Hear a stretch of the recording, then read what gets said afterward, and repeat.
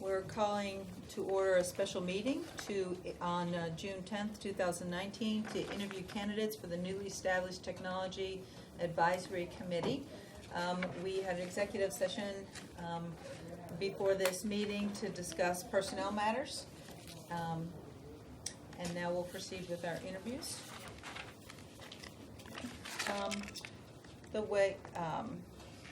This is Mr. Bowerly, and the way we do this is we have your material here. So if there's something you'd like to add in addition to what we have here, because we've all had a chance to look over this, you can do that, just kind of a short addition if you have anything, and then we go around the table and anyone has a question for you, they ask you.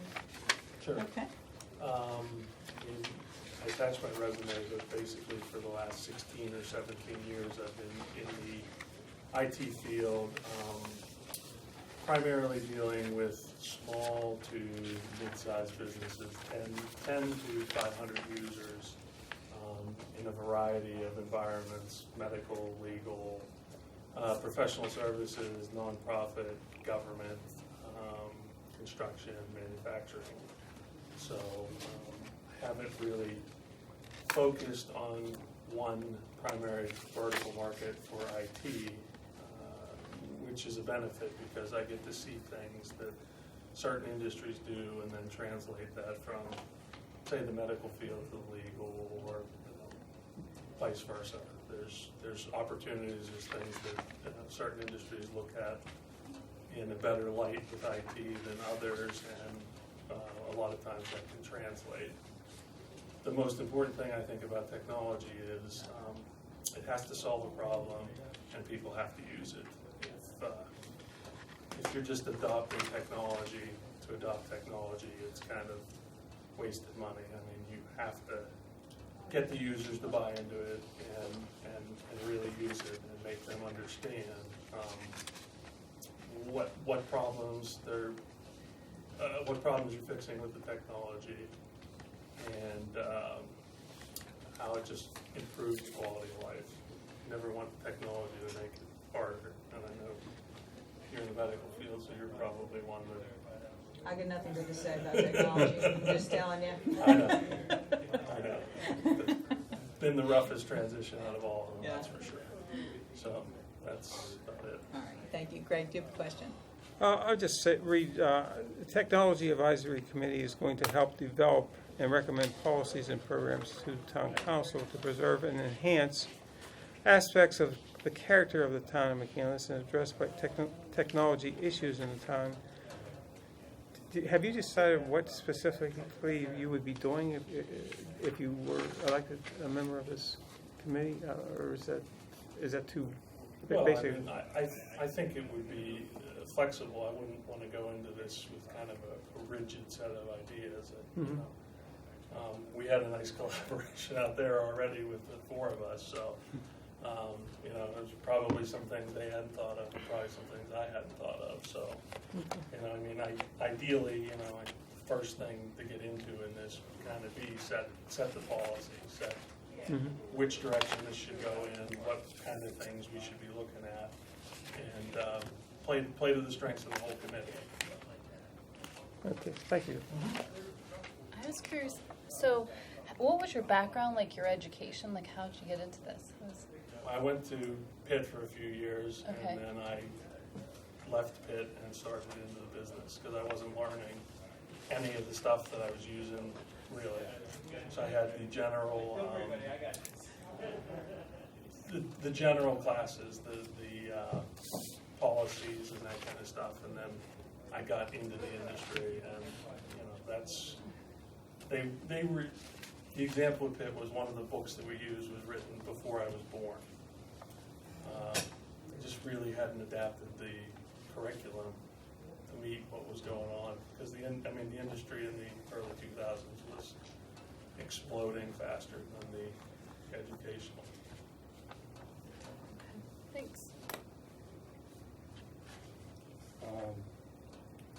Joe, do you have any experience serving on any committees like this? I know you've come before the town for at least one. I can think of the EAC. I know you applied, but have you served in other tech committees anywhere? Served on the technology committee at North Allegheny. Of North Allegheny School? The one that, the current one that just wrapped up. Okay, so do you see any problem with the schedule requirements of the committee? I was kind of glad to hear you guys are having ad hoc meetings, because I think one of the things the council left open in our discussions about this was the technology committee perhaps forming ad hoc committees from time to time with other technology specialists to address issues. So, We were talking about 5G, the implementation of 5G and how that affects the unmanned vehicles and all that kind of stuff. can't happen without it, right? Probably. Yeah, probably, at least today, with today's technology. It's what the software developers are saying has to happen for it to happen, so. Okay, thank you. Joe, you've been a resident of McCandless for a long time.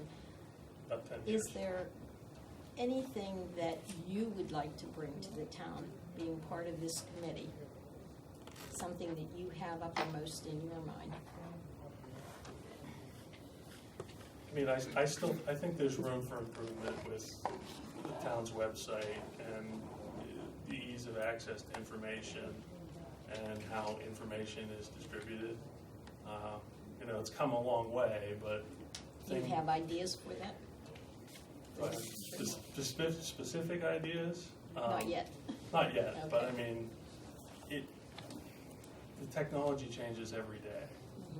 So there were things that I could start talking about today that 2 or 3 years ago, you know, would have cost tens of thousands of dollars, and now they cost hundreds. So it really, it changes. I mean, it's one thing I've learned in it is it's constantly evolving. I mean, as soon as you think it's gonna stand still, it doesn't, it just never does. So you constantly have to be updated. You constantly have to be updated, you constantly have to stay on top of the new things. Thank you. Joe, I heard your response to Joanne's questions and what you said before. Do you have any specific, concrete objectives that you'd like to see implemented by the committee? Well, I mean, the discussion we were having about the 5G, I think that really could be the most pressing thing to occur. Because there's a lot of, again, nobody likes cell phone towers, and there's gonna have to be more of them. They're not as big as the one sitting on the hill there, but the technology, it doesn't travel as far, so there's gonna have to be more. And the bandwidth that it uses is increased, so I mean, that's gonna be a huge impact to the town. Thank you, Joe. I have no question. I have no question either. Thank Okay. you for coming out Thank live. you. Thank you. And if you don't mind, you can ask Mr. Jared Clark to come in. Sir? Mr. Clark? Does anybody know who Christopher Eddie's ward Thanks, is? Joe. He's my ward.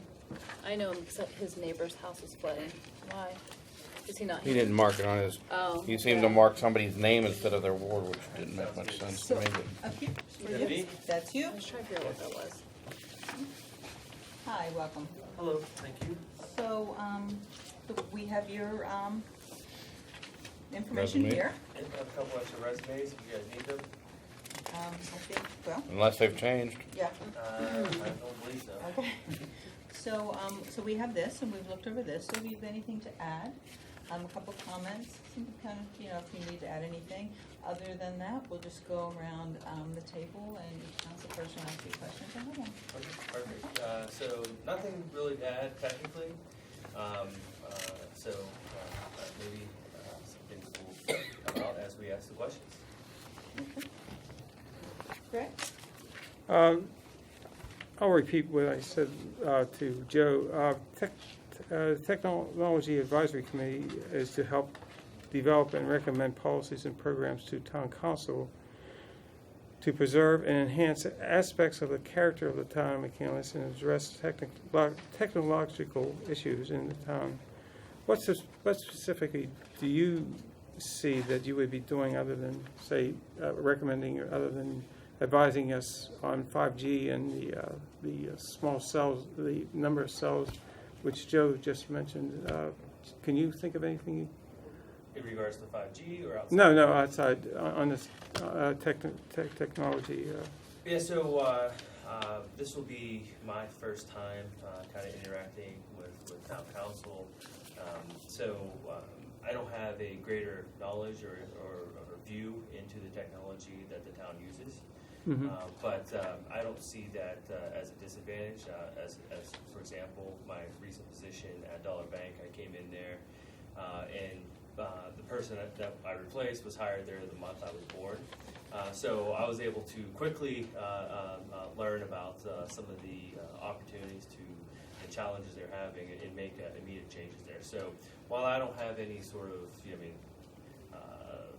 recommendations now, Yeah, I'd say right. once I kind of got in and started talking and You could see things. see things, I think I would be able to add some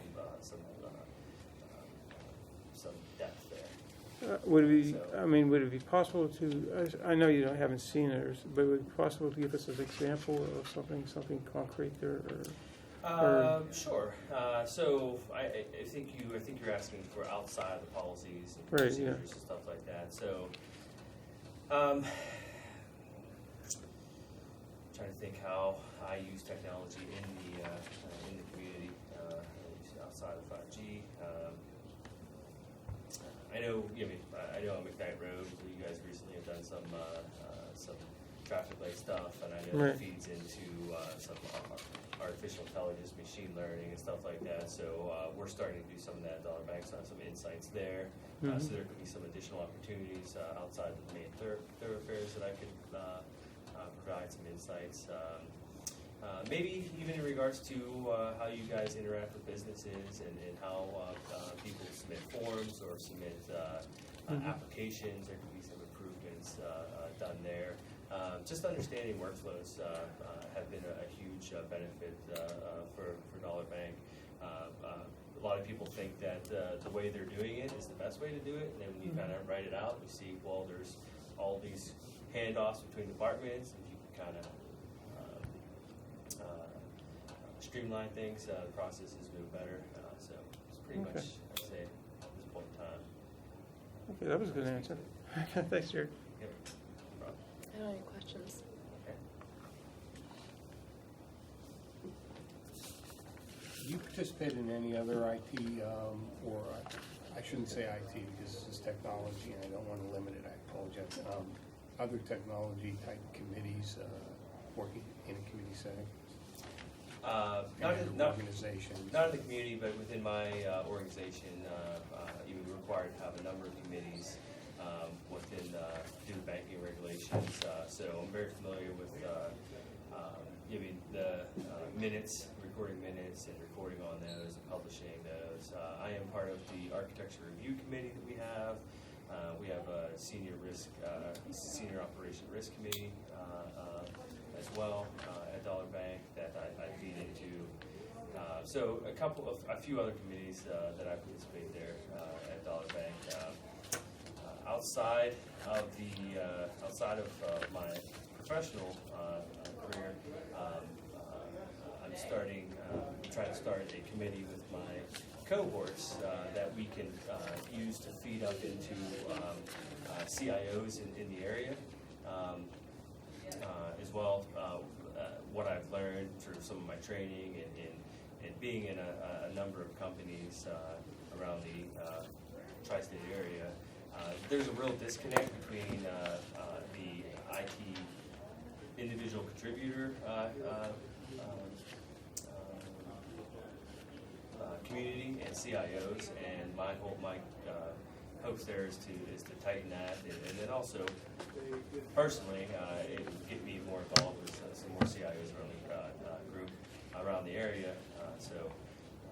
You said Chief Information Officer? Is that Yes, what you're sorry, doing? Chief Information Officers, correct. One more question, if I Sure. may. In that outside the organization collaboration, did you get involved at all in any of the public technology infrastructure groups that are out there working through CMU or PIT? No, I have not. Okay. Do you have any wishes or things to change or something new to bring to McCandless? So, I guess wishes. I've lived here for 9 years. I have 3 children. So I think my involvement in roots that I'm building here, I think is changing my perception. I don't say perception, but my involvement for the community. So while I don't have any wishes, I know that I have a deeper desire to be able to influence the community now that I have more roots here. Do you have anything in your mind that you would like to influence a change? Unfortunately, I Or maybe that's because we're good. Yeah, well, again, I would say it's. This is my kind of first venture into what a public service, if you will. So I don't think I have perspective on that yet to be able to provide some of that. I'm hoping to gain that through this experience. We appreciate your being interested. Thank you. Thank you. 2 questions. One's very simple. I must confess that I don't know where I never heard of South University. That's probably my problem. But where is South University? So South University is based out of Savannah, Georgia. My previous company I worked for, Education Management Corporation, was a for-profit educator based out of here in Pittsburgh. South University was one of its schools that it owned. So I was able to obtain my MBA through that school. But it's a Pittsburgh connection now. Yes, correct. Then do you have any concrete ideas as to what you would like to achieve, given your background and information and if you're on the committee, do you have any concrete ideas of what you'd like to implement or achieve or get moving on? Yeah, so fair questions. I think that question has kind of been asked a couple different ways, and shame on me for not preparing for that question and thinking more about the community and how I could improve it or any sort of opportunities. So I'm gonna have to defer to my last answer and say, unfortunately, not at this time. But I'm hoping to learn more about the technology in the township. And then be able to That's fair provide enough. Thank you very much for your answer. Difficult when you've never done it before. Correct. Yes.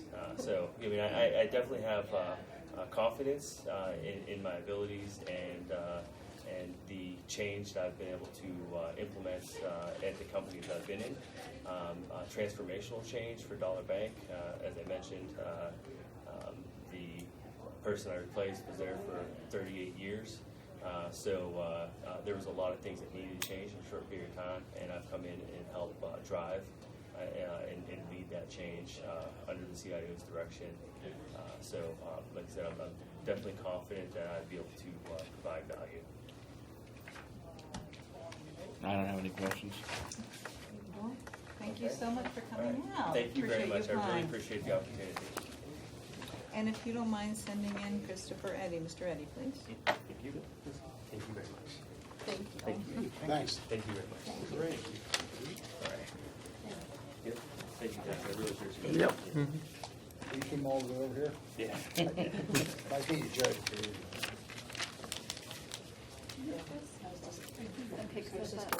Same thing, you know?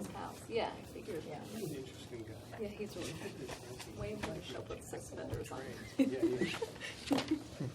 Yeah. Yeah, here he comes.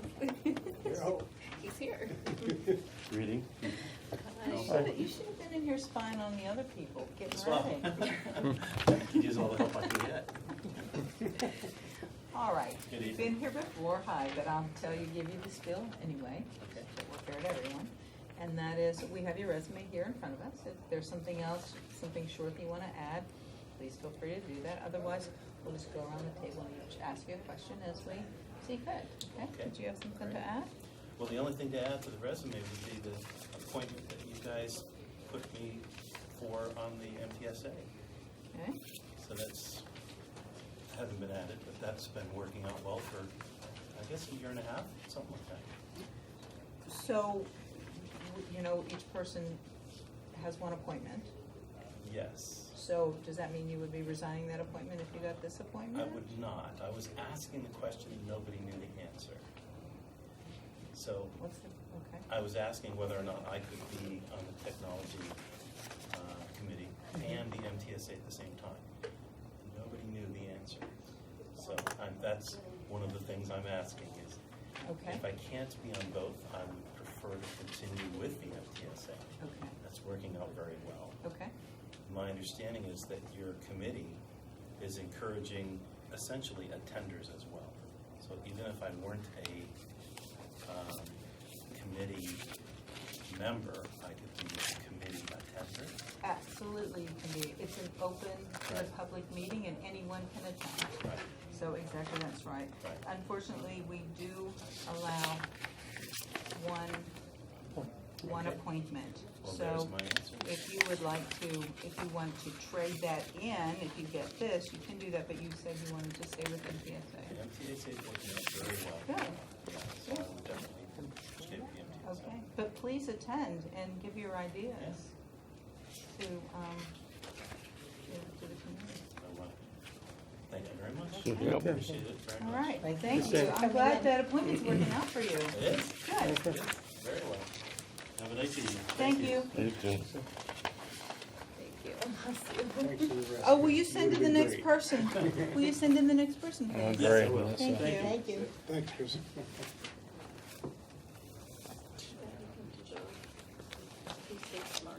Why couldn't anyone tell them that? Going back on the ad hoc committee.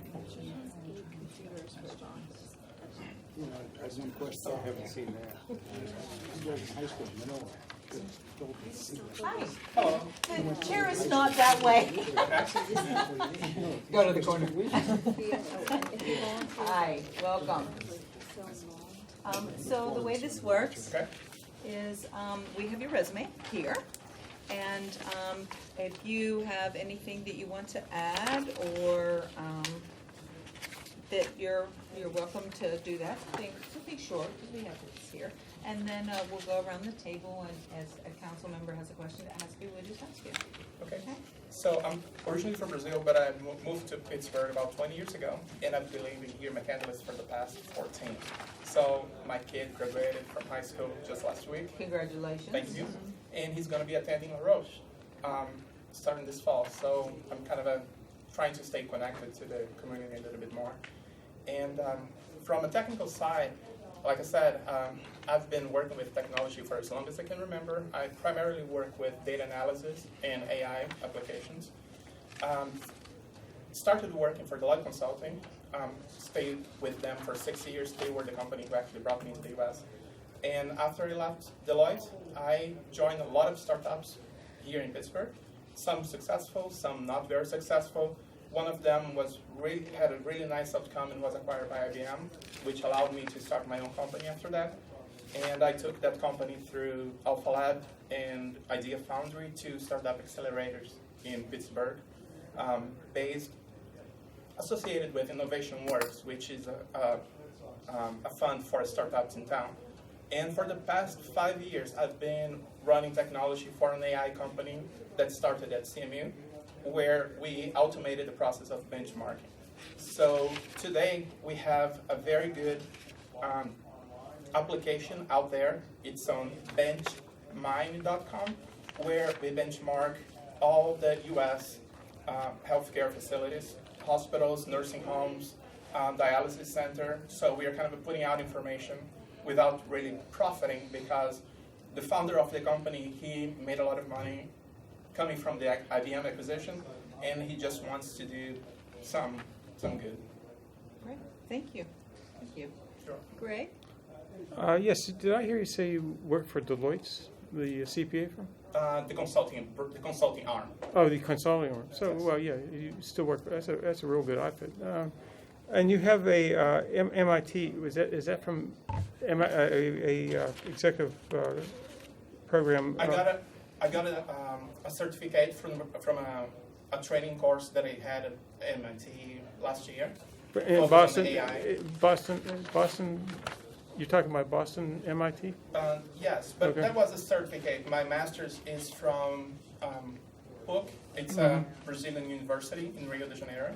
Okay. So I got a computer science from a Brazilian university, my bachelor's, and also my master's in management of information systems, also in Brazil. Okay. So I do have some additional education in my resume that you saw. So I got a certificate from MIT last year, Yeah. which was a program focused in AI. How long was that program? About a month or two. Oh, really? Yeah. Okay. Did you have to go up there or No, it was completely online? Yeah. Okay. Okay, thanks, thanks a lot. No questions, thank you. Artificial intelligence, great stuff. Just off the top of your head, you know, as a community, I mean, we have lots of places where we can improve. Do you just off the top of your head see some artificial intelligence potential solutions out there for communities, for the public sector? Well, that's a tough and loaded question, depending on Meant to be. what area we want to optimize, right? So, I mean, there are applications that are planning, so we can go anywhere from maybe road cleanup to identify the best optimized paths for the trucks in the winter to go and clean up streets. So that's route optimization, and that's essentially one type of AI problem that could be accomplished. It seems like he could do something on our implemental plan. Well, that's just what I was gonna bring Yeah, up. okay. I'm sorry.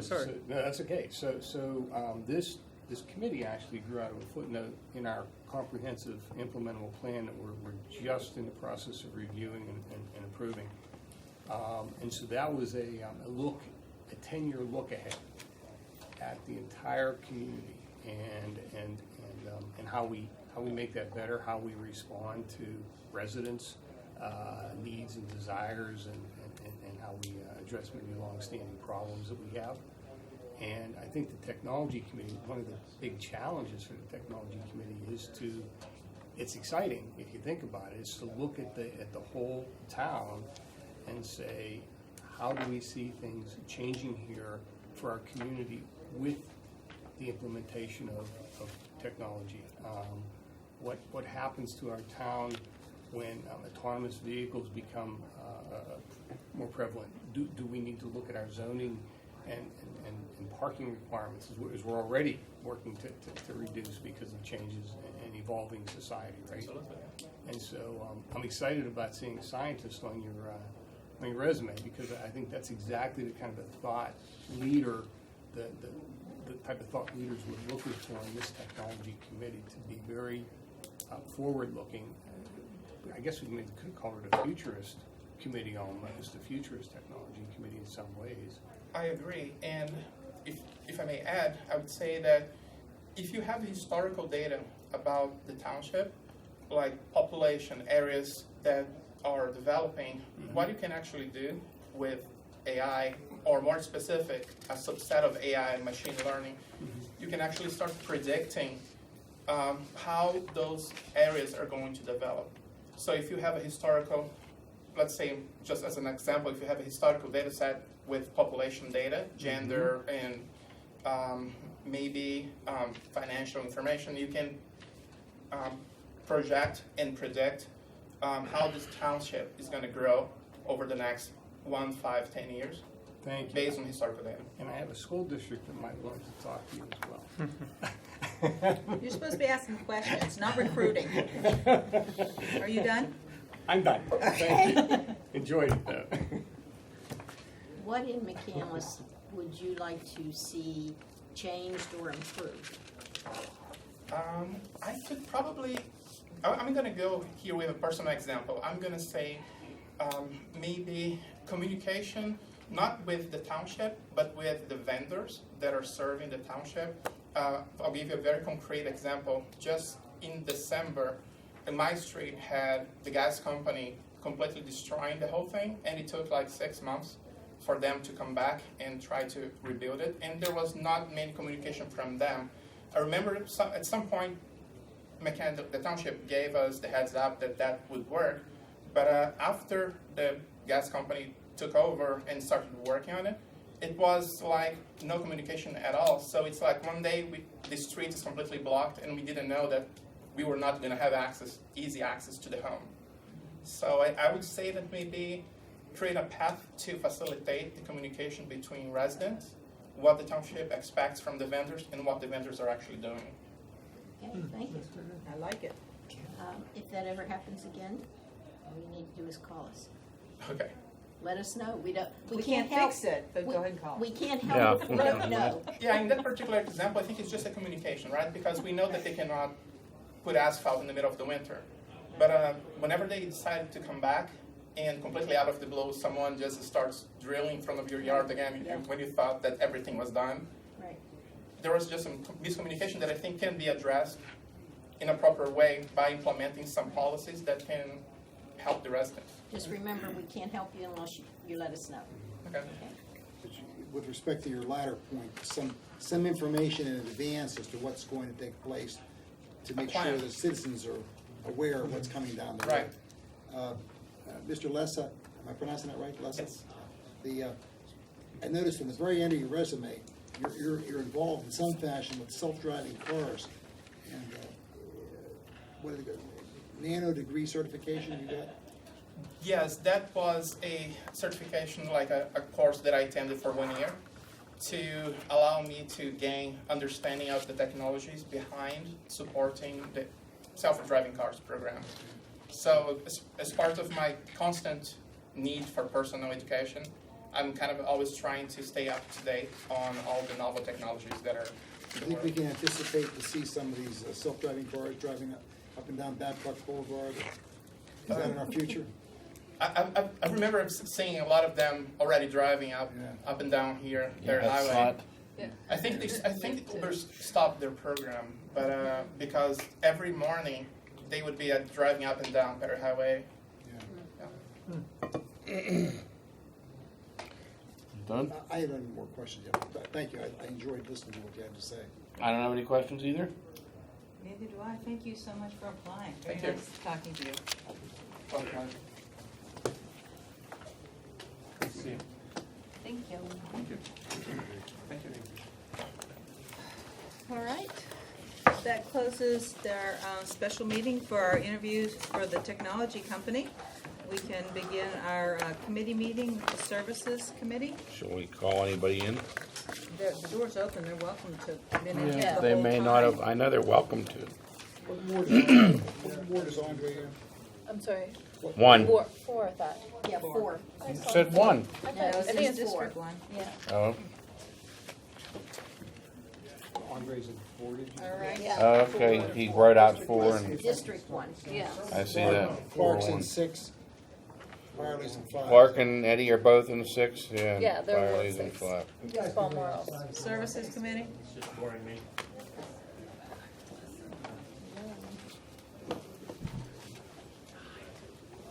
Services Committee, I would call the Services Committee meeting to order.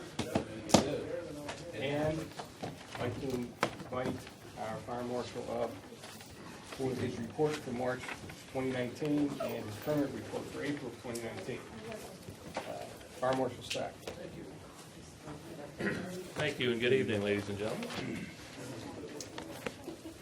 Excuse me one second here.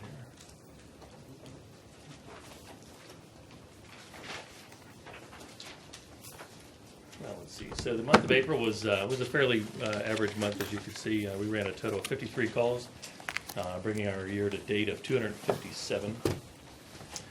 Out of those calls, we were pretty busy. As you know, that was the month we had the major structure fire at the Durham Court Apartments on the 10th of February. Prior to that, we had, or other than that, rather, I should say, we had numerous calls storm-related for the most part. We also had a physical rescue in North Park, where we had to use the all-terrain vehicle to get the gentleman that had slipped off a running trail. We had to assist him to safety.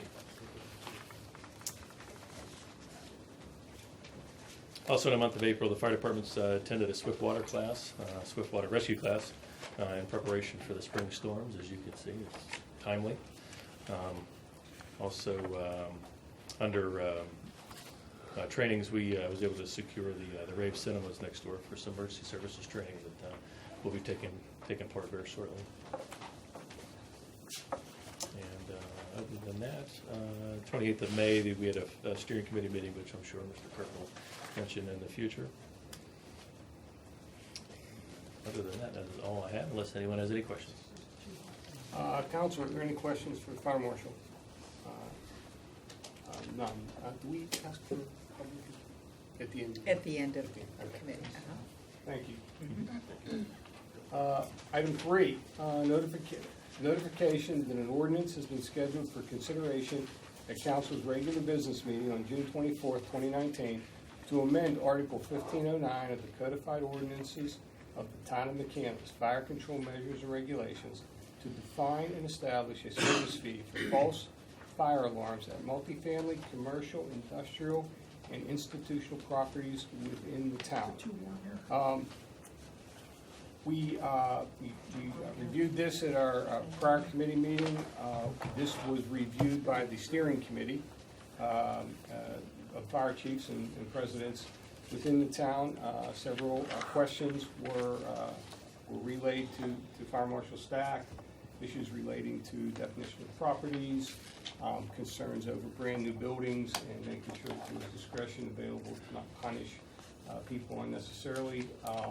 I think the questions were all adequately answered, and this ordinance reflects their desires and wishes to work to discourage bad behavior, and so we keep those trucks where they need to be for a real emergency.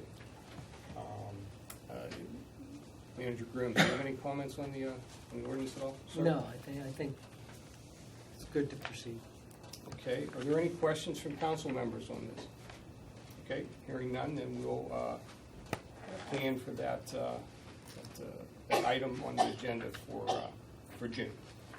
Item 4, recognition of the 75th anniversary of the Peebles Volunteer Fire Company. Fire Marshal Stack. Sure. That was just something we discussed for the regular business meeting. At the end of the month, we'll be able to present them with a citation or whatever. We're currently working on that information to have it ready for the meeting on the 24th. Correct. Yes, a number of us attended their celebration. Very proud of that department and their history. So, thank you. Item 5. Public comment on agenda items. Before we get to that, let me just mention that, and our liaison here to the Fire Services Group as well, to the steering committee can comment, but we did have that steering committee meeting. We had excellent dialogue, I think, between the chiefs and the presidents of the 3 volunteer fire departments. And I think what was absolutely significant that came out of that was their desire to explore a strategic planning exercise for our fire service providers, and they are being forward-thinking, and we commend them for that. Do you have anything to add to that, Carolyn? Okay. Are there any questions from council on that matter? Hearing none. At this time, is there any public comment on these agenda items? Okay, hearing none, then the Services Committee is adjourned. Public Works Committee? Call to order Public Works Committee, the Public Works Activity Report for number 2 with Mark Savana. Good evening. I think the report this month is pretty straightforward. We did accomplish a lot of drainage work, even though it rained pretty routinely throughout the month.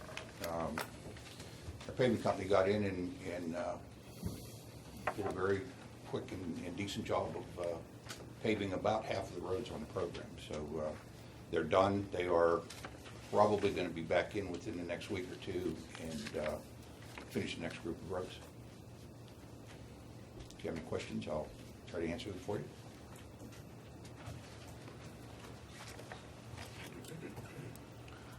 Okay. Sounds good. Item number 3, discuss request to vacate a portion of North Florence Road.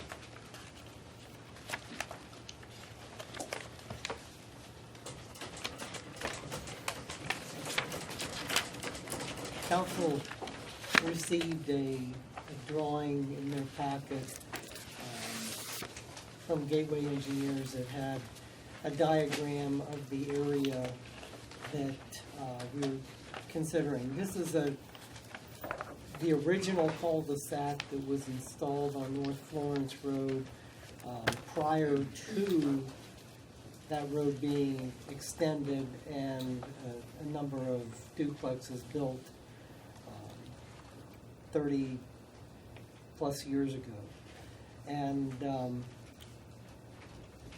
that the shaded area that you see has actually been removed. The asphalt has been removed, soil put in, seeded, and the adjacent property owner would like to do some additional landscaping, move a fence closer to the street, but did not want to do that as long as that remained a public right-of-way and could be reopened.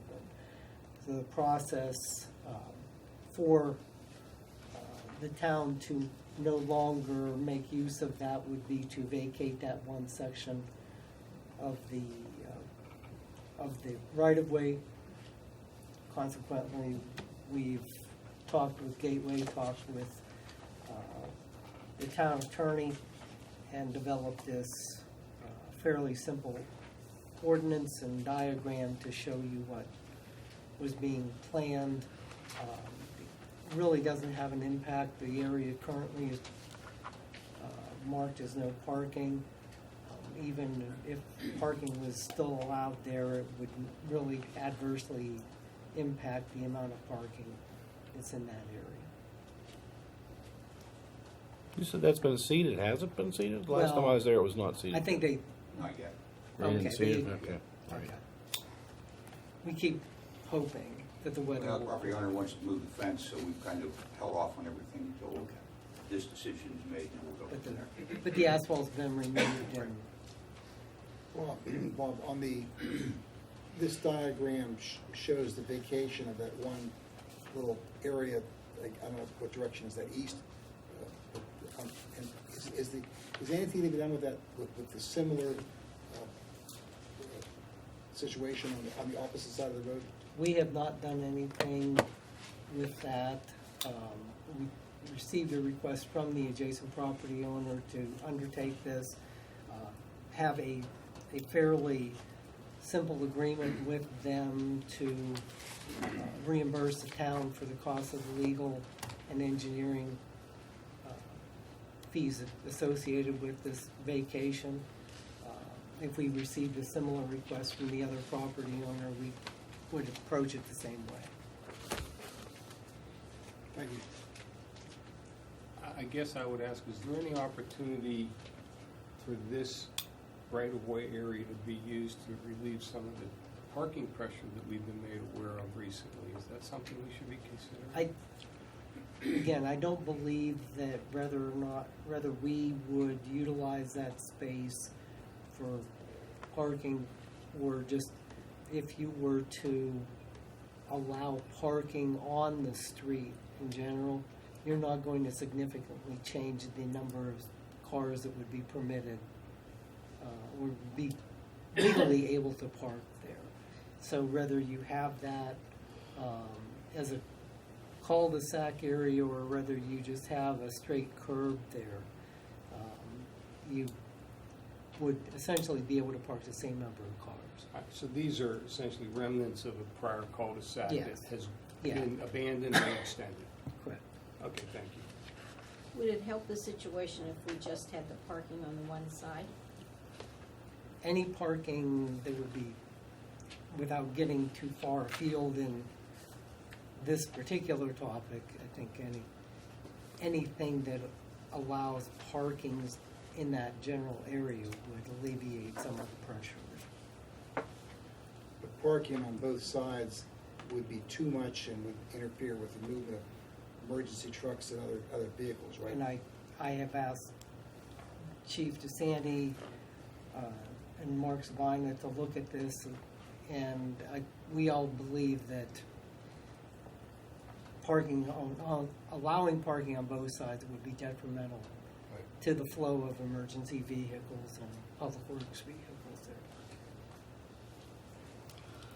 Essentially, allowing parking up here is allowing a group from one area to move their their parking lot in front of other people's homes, though. You know, there's a legal cul-de-sac. There's plenty of space. Just because the property owners have refused to add adequate parking down in their area, it seems odd that we would say, "Oh, well, okay, go and park up in front of the neighbor's house." You know, I know an awful lot of people are aggravated when neighbors have parties and picnics, and their whole road is lined up. I know before we removed this cul-de-sac, the 3 or 4 times that I had been there before we removed it, I'd go up there and there'd be 4 or 5 cars in the cul-de-sac as it was. You know, there was no room for, you know, the people up here to enjoy their own frontage of their property because everybody was using it as a parking lot, a trash can, and apparently even a illicit rendezvous area. Is there room down in the cul-de-sac for more parking? There would be if the owners would put parking spots in. Where could they put them? We discussed this when we first went over this. My map won't come up right now, but the first lot on the left or on the right as you went down, to me it looked like you could put 4, 5, or 6 spots in. The next, I think we looked at, there was an additional opportunity you could probably put 3 in. Wasn't there a problem with them parking head in? Yeah. Right. Well, that was one of the issues. Is they are. Well, I don't know if they are still. They were as of a month ago or so still parking head in, which meant the garbage trucks, the mail trucks, if a fire ever happened, the fire trucks, then the snow plows, whenever it snowed, had a hard time dealing with the area because they were all parking head in. If those spots were created by the property owners, they could still park head in, but not in the cul-de-sac. You know, there's no reason why you can't park head in. You just drive 15 feet So you're saying right on their further. own property, they would be able to put more parking Right. places? Not on the street? Well, they would still be able to have that spot in front of their house on the street. But when you're talking about people with, I believe I heard 7 cars in one garage duplex, you have 7 vehicles, motorcycles and things like that. All of a sudden, there's a lot of extra cars overflowing. And when one person who lives outside of the duplex has to live with 5 cars parked in front of their house all the time, it gets very frustrating. But the point is, how can the town correct that? You know what I'm saying? What you're We already saying- did correct it. We put no parking in up across the top. And why would we be the ones who would correct the fact that duplexes don't have adequate parking for the modern family? Or We don't do someone that with anywhere 7 else. cars. Or someone with 7 cars, that's Right. kind of, So is there room with parking on one side for all the vehicles that need to get through? I would say, So, Mark, you're saying that if we have parking on one side, not both sides, but just on one side of the road, can the snow, the trash, the mail, the police, the fire, can they get through there? What were you talking about? Parking in the cul-de-sac? Well, I was talking along the whole road first, Okay. on Florence. on I Florence. believe that there's probably enough cars that park head in the cul-de-sac that if you allow parking on one side of the road, you're gonna have cars pretty far up North Florence towards Louisville, which, as Steve said, the houses up on Louisville don't have room if they have somebody to come and visit, because there's gonna be other cars parked there. Well, it's against, I think, all laws to park head in a cul-de-sac. Correct. Okay, so that's standard. We know they're not allowed to park head in the cul-de-sac. Okay, so we're not talking about that, or I'm not talking about that, but I was talking about, could they parallel park on one side? Let's just take one thing at a time. So let's say the north side, I don't know if this goes east and west, but No. on the north side, say, could vehicles get through if parking was only on one side? I Of would one say- side of the cul-de-sac, one side of the road? I would say not unless they parked in front of someone else's property. Okay. Let's assume all this, there's a car all the way around here, in front of every property. Could all those vehicles get through down this road? Emergency vehicle? Yeah. Because if they can't, then the point, we're done. But if they can get by on with one side parking, they could. Yes. So when I was up in New York, they have just this situation at a property that I was at. And what they did was they put no parking, that you could park on this side of the street certain days a week, and on this side of the street other days a week. And so that way, no one had the front of their property always being taken. When you tell people that they can have no parking in front of their house, that means they can't have a baby shower, that means they can't have a family reunion, that means they can't have people over at Christmas, because there's no place for them to park. So if we could have like, That's not the situation here, though. The situation is they've got 7 cars constantly, all day, all the time, parked up in front of other people's properties. but if the rule was anybody can park on this side Monday, Wednesday, Friday, but on Tuesday, Thursday, and Saturday, they can only park on this side, it would give those people relief in front of their property half the time. And then, do you see what I'm saying? See, what you're saying is the single homeowners on the left side of the street should have to deal with everybody down in the cul-de-sac on Monday, Tuesday, and Wednesday, and the single homeowners on the right side of the street should have to deal with everybody at the bottom of the street. But it would be in the cul-de-sac too, on one half of the cul-de-sac. There's, You can't, I don't think you can tell people how many cars they can have. I don't think we're allowed to do that. So right, we're but trying how to would you like it if accommodate- every single day there was somebody parked in front of your house? It wouldn't be every single day. It would be half because the that. time. It would be half the it would time. be- So 2 people between the Jarvises and the Etors would have to split the time. What do you think about that as a possible compromise? As opposed to no parking or as opposed to always parking? I was trying to think of some compromise that could make everybody happy, you know, but safety is number one. We know that, safety's number one. If Mark had said, no, with one side of parking, the trucks can't get down there, then we're not changing it. Because, you know, we have to have, you know, our emergency people get down there.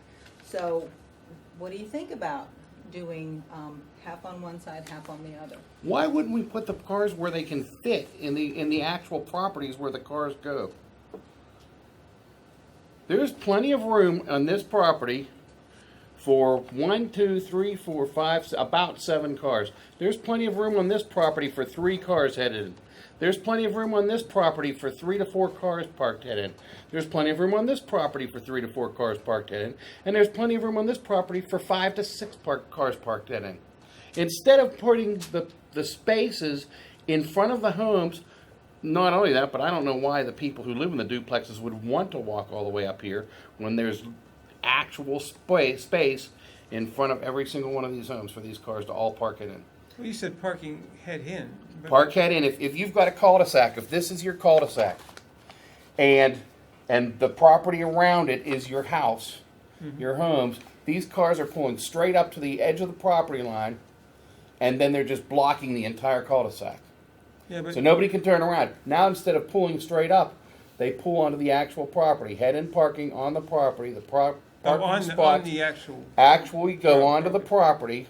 There is enough room for every single one of these duplexes, I believe, every single one of these side duplexes to have a minimum of 2 spots in the front and 2 spots in the back. And how would you get those property owners to do that?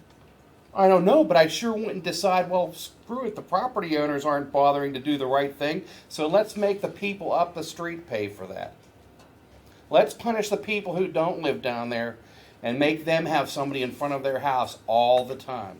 Well, you're not allowed to park on the grass. Right, you're not allowed to park on the Well, grass. you'd have to put gravel in, that's all they'd have to Okay. do. They'd have to dig out a spot, Aren't these rental properties? 5 rental units, yes. So the people who live there really can't do that, right? It Right. would be the property owners. Right.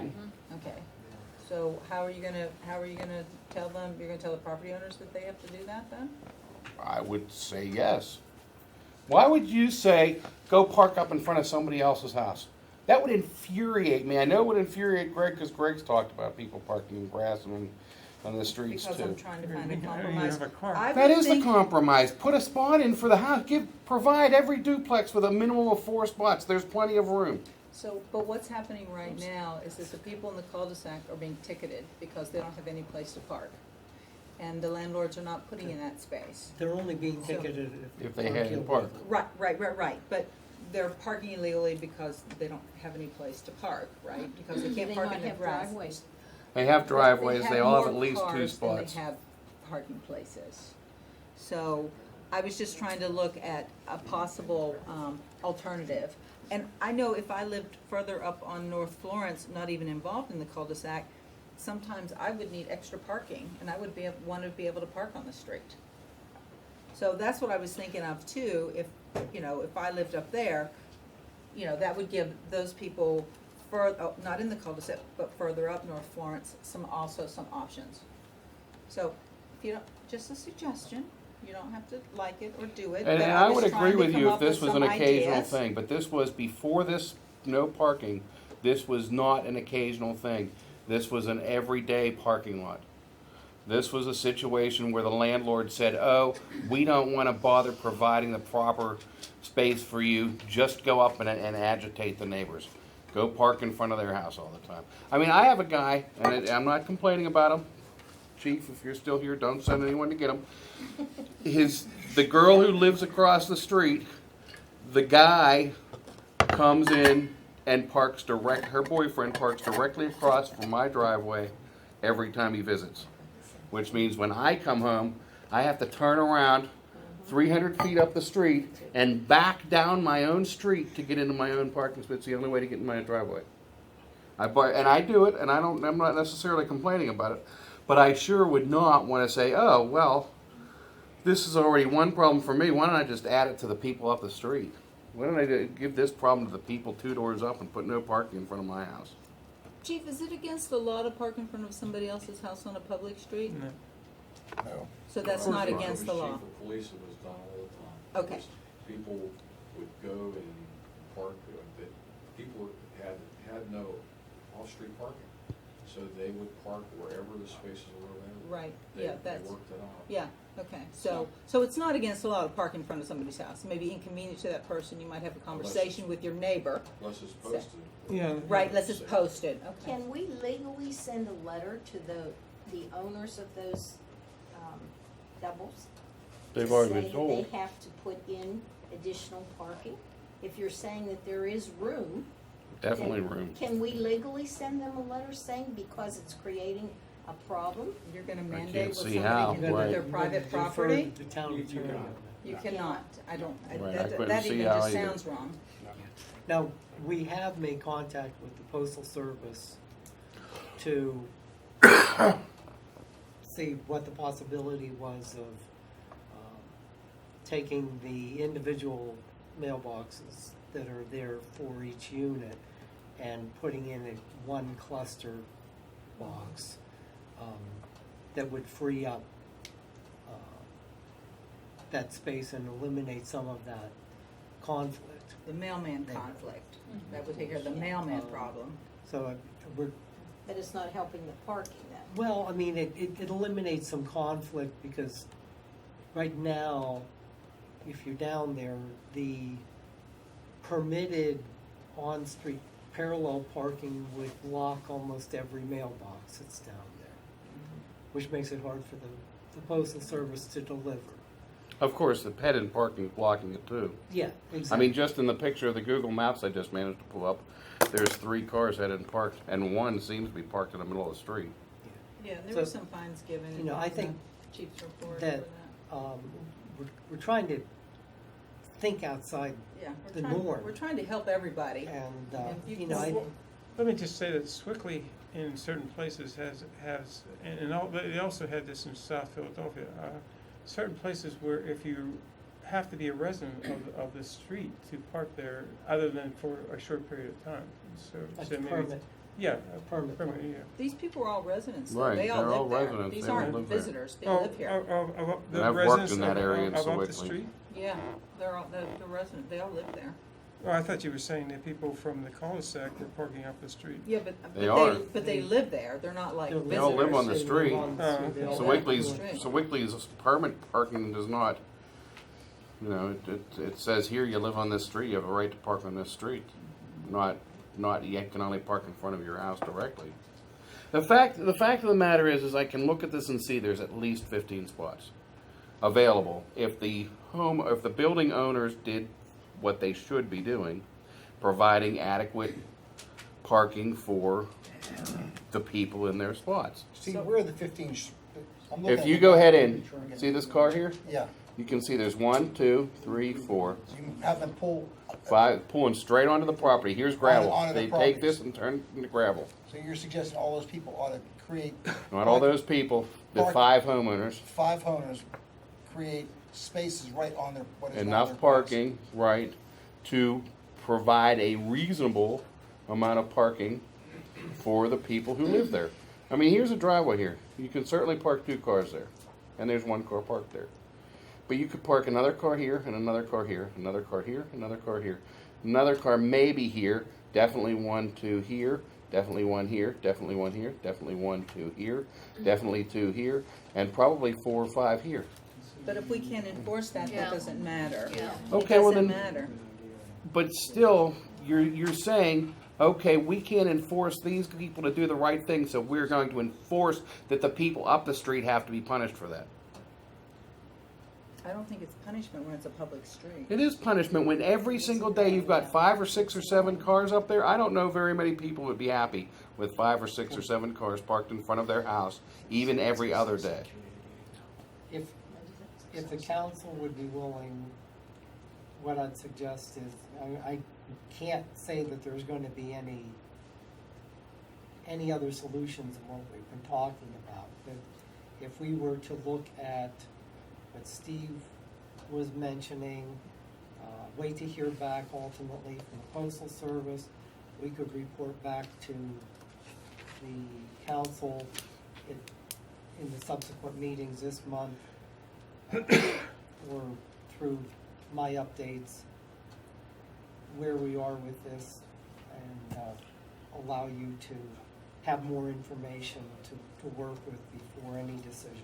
Now, here's a thought. If the homeowners are saying, the building owners are saying that they cannot afford this, we've already put 2 spots in for the first duplex on the street. We put 2 milled asphalt spots in for them. Why couldn't the town put 1, 2, 3, 4, 5, 6, 7, 8, 9? We could do 10 more. I mean, I understand it's not our responsibility to do this. But then you're going on their property. Well, they would obviously we would have to get their permission, the And then homeowner's every permission. person who Everyone else asks is going for with a their driveway driveway done. or a Yeah. parking spot, we have to do. I don't Well, that's think not that's true. our We would job. absolutely wouldn't have to do that for every person who. But that's This the was a family. special circumstance where there was the properties were built with fewer cars than normal people today have, and I don't disagree with that. These are all 1 car duplexes. So this ordinance is only about this little piece of land here. That's all that has to So, do. so Right, we this just wouldn't got, affect the parking. right, so it doesn't, so do we want to put this on, are we in favor of giving this little piece of property away? Yes. Because that's what I we're am. doing. Okay, Yeah.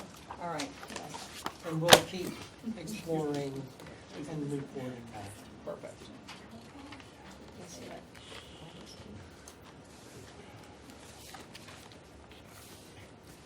Okay. Is there any more discussion on that then? No? Is there any public comment on the agenda items? Come up to the mic.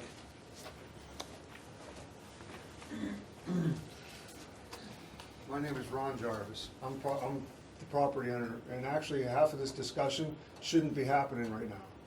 My wife and I have been here for months, going through the proper channels to get the no parking signs and the cul-de-sac taken away. The landlords have been here, and they don't care about their own tenants. They don't live there. We do. We're the ones that have to deal with those people down there. They keep coming and going all the time. I mean, if they don't want to make parking for their people, that shouldn't be my problem. We also pay taxes in this township. These landlords don't even live in this township, and they don't care who they put in. That's all I have to say. Thank you. Thank you. Any other public comment? Hearing none, we'll close the Public Works Committee meeting.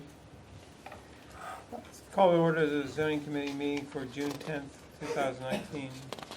The first item on the agenda is review the preliminary and final land development application for a plan known as Parking Lot Expansion, Barrel Honda, for Barrel Chevrolet Inc., for a parking lot expansion located at 104432 Perry Highway. We have with us tonight Dan Harrison and Keith Knock from Barrel Chevrolet.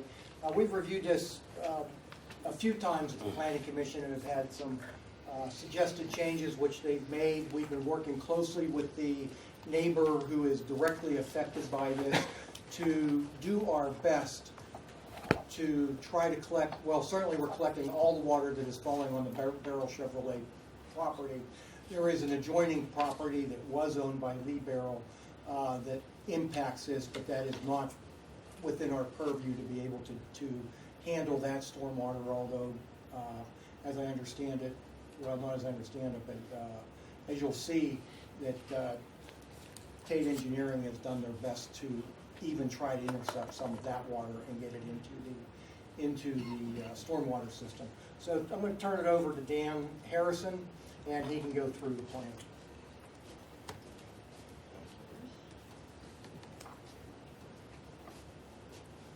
All right, thanks, Bruce. Good evening, everybody. I'm Dan Harrison from Tate Engineering. Here's the project in case anyone's not familiar with it. This is 19 up in Wexford. There's a Barrel Honda Chevrolet dealer here. They have a used car dealership as well. And they have a whole bunch of parking in the back here. These two houses have been raised and are gone, and this is where the new parking lot is going to go. And this is kind of the final piece of the parking puzzle up here that they have. The final land that they're acquiring and turning into their storage. So this is the existing conditions before any development. You can see again, these two houses are currently gone, and this is the house that Bruce was talking about that was formerly owned by Lee Barrel. These houses used to access the property along Little Meadow Road, which is off of Reichhold Road right here. I think the old Wendy's used to be here, so you come up Reichhold, come in Little Meadow Road, and you'd have to kind of pass through existing Barrel business and some other storage lots that they have. This driveway that accessed these three houses is now gone. This house is being accessed through a more private, fenced-in driveway right here. And this area here is all going to be parking. There's an existing wet pond on the site here. It doesn't really seem like it was built for stormwater detention. Currently, water just kind of sits in a stagnant and then eventually sort of flows out towards this Ashley Hill court plan. There is an existing stormwater easement that controls the outlet structure from the existing pond. It connects to an underground system of pipes that go down here, and then to Ashley Court. There's two catch basins in the middle of the yard at these two locations. There's also a system of swales, handmade ditches, that sort of thing, which have been either put in through the Ashley Court plan or by the homeowners to just try to control stormwater runoff through the site. So this is a kind of close-up view of the proposed parking lot. It's all going to be curbed, so we're going to catch all the stormwater that previously runs down this area here. Curbed, collected by storm inlets, piped into the pond. There's also going to be a conveyance and collection ditch here, which will capture that remaining water that sort of flows undetained down this way. I met with the property owner who lives in this house after a severe rainfall event because he had some concerns about what the pond was going to be and the quantity of water that was coming through this property and through his backyard.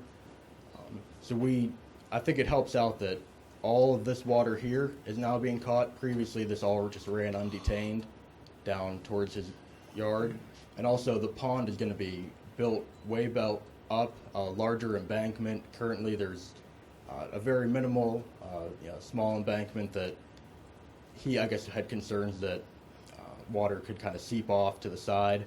In the post-developed condition, there will be 1 foot of freeboard plus There's a 6-foot depth of the pond where previously it was just kind of sitting water, always in danger of flowing off to the sides here. That isn't going to be a concern because the pond is required to have a dewatering time between, I believe, 24 to 48 hours after any storm event. So all the stagnant water that he's kind of concerned about now isn't going to be here in the post-developed condition. You can see here this house, the new driveway that goes along here. It's obviously a lot less obstructive for anyone that would previously have to come up here, go this way, and go into the house. This is fenced off. They don't have to pass through any barrel parking lots or anything like that to get to their house now. I don't believe anyone's currently living in it, but it might be up for sale. So we do have right-of-way easement deeded that extends through this property. And that right-of-way easement is, I brought this up at the planning commission meeting, big enough, large enough for a fire truck to. Yes, yes. So I just wanted that for the record, since the PC meetings are recorded. Okay, thank you. And overall, this condition should do a great job of capturing all the storm water that is currently sitting in this pond or flowing past this pond. We're doing really everything we can to collect every little bit of water, direct it into the pond, detain it, and then slowly meter it so that it flows into the underground system, giving a lot of relief to the above ground swales and ditches and sort of things that are currently controlling a lot of the water. There's a pretty big bit of landscaping that goes along with it. As part of this development back, I want to say October, November, sometime like that of last year, these two main parcels were rezoned. And as part of that rezoning agreement, Beryl agreed to keep the lot unlit. There's got to be no speaker systems or anything like that. It'll be fenced. And we do have a buffer yard H because this is C3 zoning, all of these, and this is R2. So there will be a pretty heavy buffer yard in between any parking lot here and any residential properties that adjoin it. These are all commercial properties owned by Beryl. So Well, the property with the pond is R2, is it? yes, yeah. Okay. But the zoning, another part of the zoning change was that 100 feet from the actual property line, which is right here, this is the property line, 100 feet falls about here. This is where the R2C3 zoning actually changes as of the new zoning change. So we moved the buffer yard in between this lot and this lot in this portion here to be up the hill. For one, it better represents the actual buffer between the zonings. For two, there's some grading going on down towards the property line here, which made it difficult to place landscaping. It should serve visually as a better buffer from the actual parking lot itself. There shouldn't be any issues with the pond. It'll be a dry pond most of the time, and there is a little bit of landscaping on this portion too to buffer it. And we have enough trees and shrubs there that if the property owner, who also has somewhat of a wooded lot, if he desires, I think Beryl has agreed to plant some of the trees and shrubs on his property if he desires. Along the property line there is all woods. Yeah, this is all. And that pond. Yeah, this area is here all a wooded wood area. brushed area too. It's not likely that he would want that, but in the event that he does, Beryl has agreed to do that. We also have parking lot parking, making a certain amount for every parking space that's created. We had to have a certain number of trees, shrubs on the interior, so we have those as well throughout here. And if I may add on were you done, Dan? No, go ahead. On the breastwork of the stormwater facility, we are requiring that they have a geotech on site, certifying that it is built according, that it's going to be stable, and that he's going to certify the construction of it. I think the way they're going to do that is just add to the breastwork that's already there. I don't think they're going to tear it all out and start over again. And that would not be a good idea. It's more of a reworking of what's there, but bringing it up to code, improving it from a stormwater design, as opposed to, I'm not sure if it was created for visual purposes If the people that had these houses just wanted a pond in their backyard, I'm not sure. But we're doing what we can to bring it up to a stormwater, a BMP, so it'll fully detain, control all the stormwater that goes on site and safely route it off into the Ashley Hill Plain, which we've tested the underground pipe system, and it has capacity for all the stormwater flows that will be going into it. Dan, just so everybody knows, we took the old pond that was there, it actually was a retention pond, we took that, cleaned it up. We cleaned all the trees that were in it and all the garbage and got all that 100% cleaned out. And all these heavy rains that we've had have not been a problem since then. And I think it's because we cleaned that pond out. It was a mess. So we go back up there, I'll have to, again, empty it and then put the piping in that's necessary in the middle of the pond. What happened to all the wildlife that's up there? When I walked up there when this first happened, there was a ton of frogs and stuff in the pond, and that just It was get interesting. bulldozed over. Discussions we had with the two neighbors that are there. The one on the left said, I love all those frogs and mosquitoes. He said the mosquitoes grow. The neighbor was complaining about the mosquitoes. The lower neighbor was complaining about the mosquitoes, and the other neighbor said, well, I love the mosquitoes because it generates the frogs, and then the blue herons come and eat the frogs. He said it's a nice ecosystem, and he said, but I'm deferring to my neighbor who's complaining about the mosquitoes and getting rid of the mosquitoes. So it's a good point. I mean, once it's dried up, that whole It'll ecosystem's go gone. away. It was never meant to be in the condition that it was.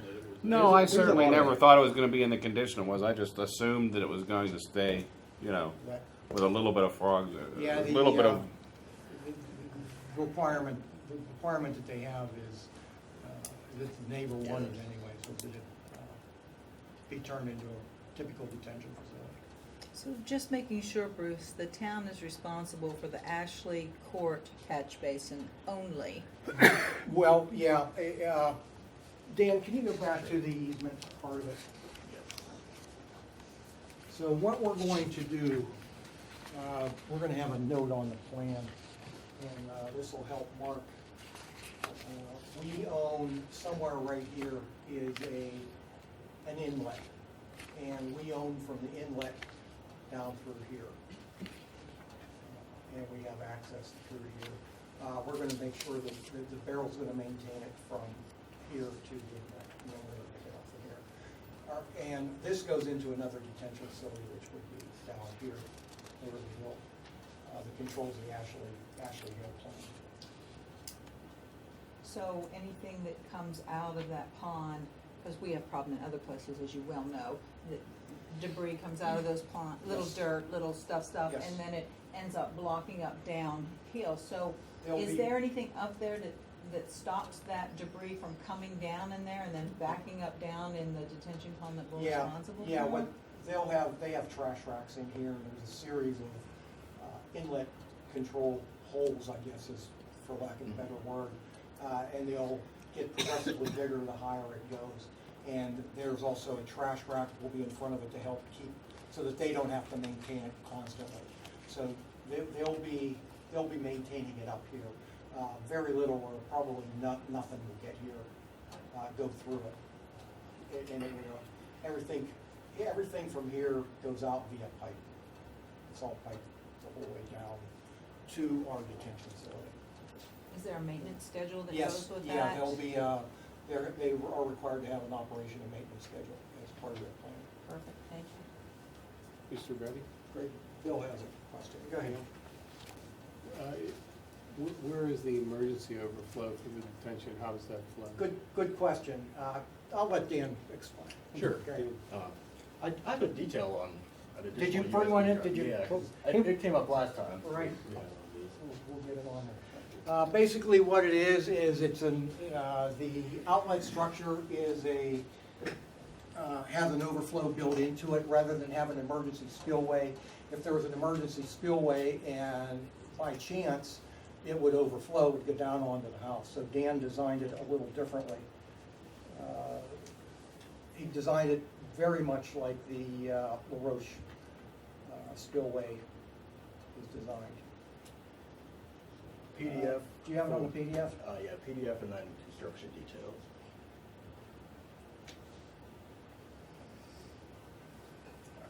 There it is. Yep, down on the bottom left there. So the big dashed pipe that you can kind of see here is the outlet pipe in the back. So that water doesn't get to that immediately. It starts to fill up the pond. It will reach this first orifice hole here, and will slowly start to trickle into that.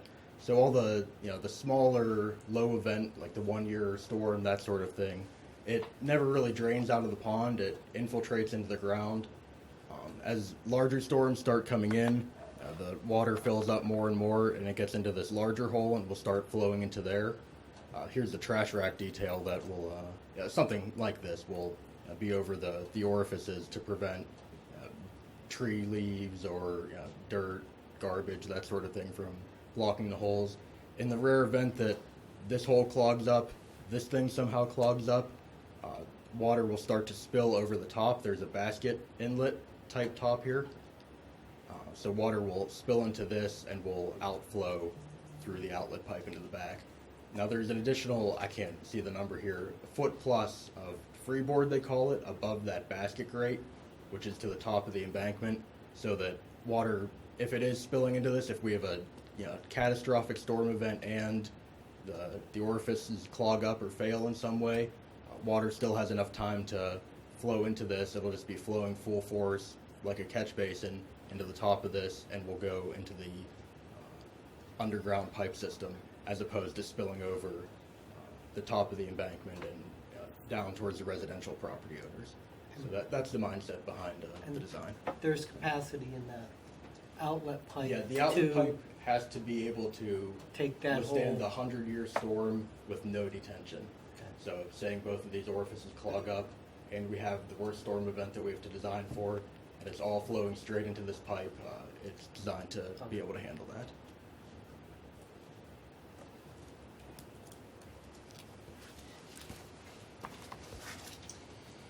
Bruce, when we approved all that rezoning for that property, didn't we have, hours where they could load and unload? Yes, there are, I forget exactly what they are, but they I can't remember. I think I might have the PDF of that as well on Do there. you have it on the PDF part here? I think so. They're pretty much the same as our working hours.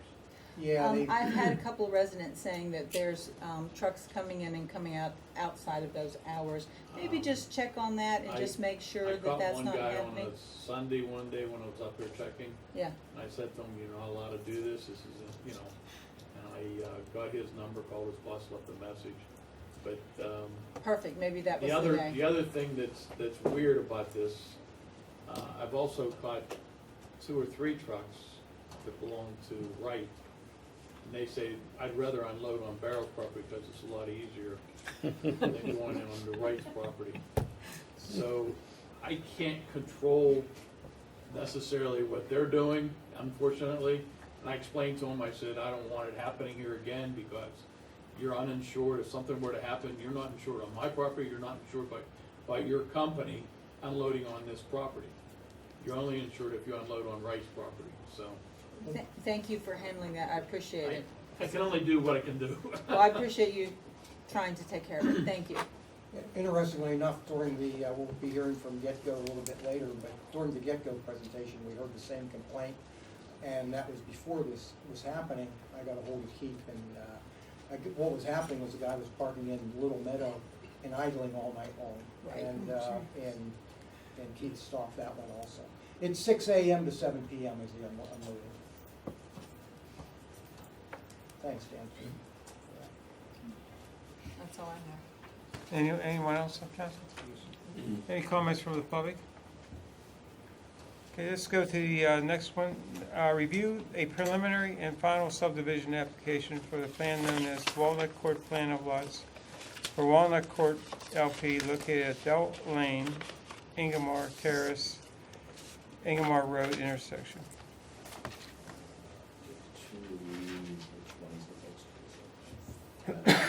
Renamed it. There it is. Don Pohl is here by himself tonight. engineer couldn't make it. He has a graduating son. He thought that was more important for And some he reason. thought that was I more can't important than understand it. coming for this. Does he go to Quaker Valley? I'm not sure. Oh.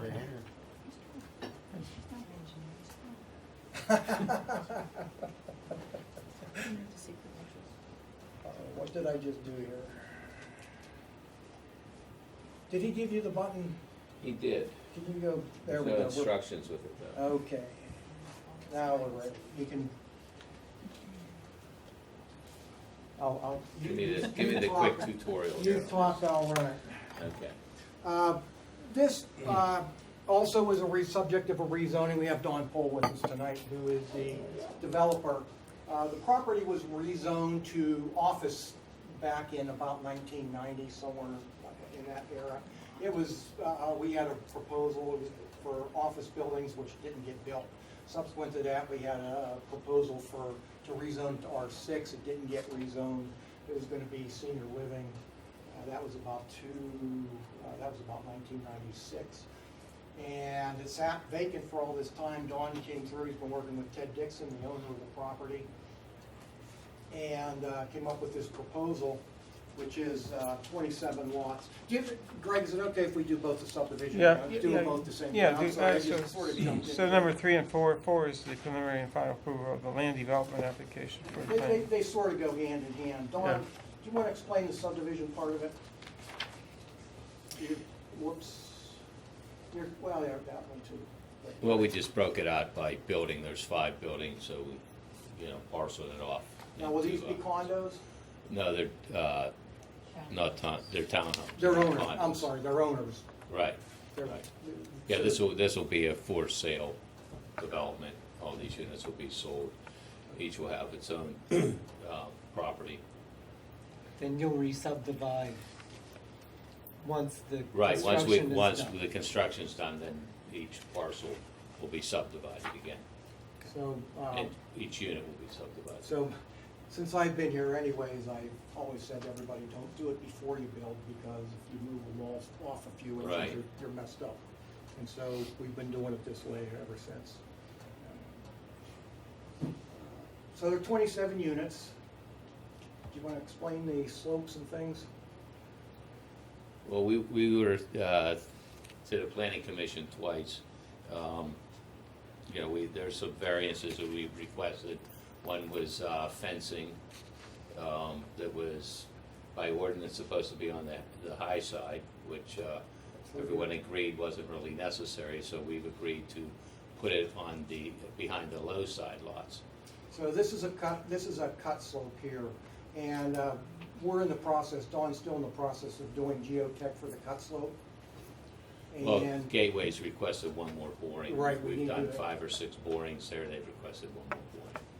so, and the requirement is when you have a cut slope that's more than 30 feet, that you need a 5-foot chain link fence at the top of it. Excuse me. Planning Commission thought that that would have virtually no value, since these are heavily wooded slopes, and people getting down here, I guess it'd probably be more dangerous getting down here than it would be getting to the top of it and rolling down. So they also asked, this is a fill slope, this is a 2-to-1 fill slope in certain places. They're asking for a modification for that also. They said, even though this doesn't require the fence, they said, how about if we put a nice decorative fence?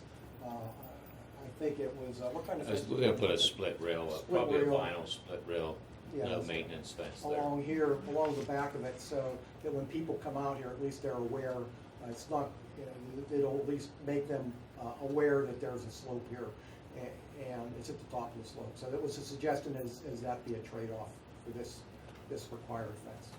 So the Planning Commission thought that was a much better idea. Anything else with that?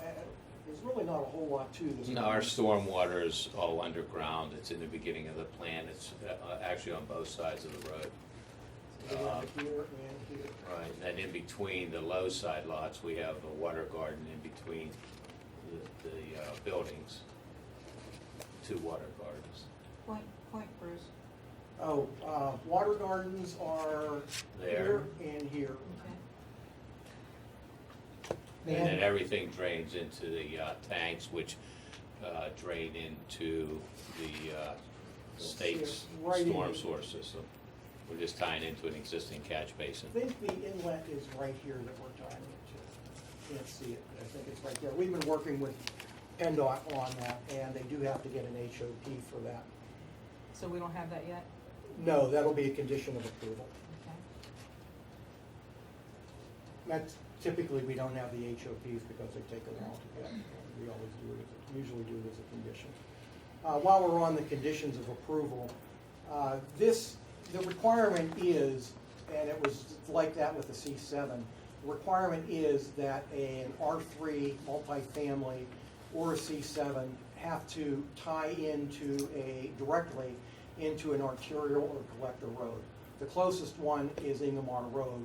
The state would not permit them to tie into the ramp, and it would be difficult to tie into the ramp anyways. Ingomar Terrace is a town road down to, I think, about this point right here.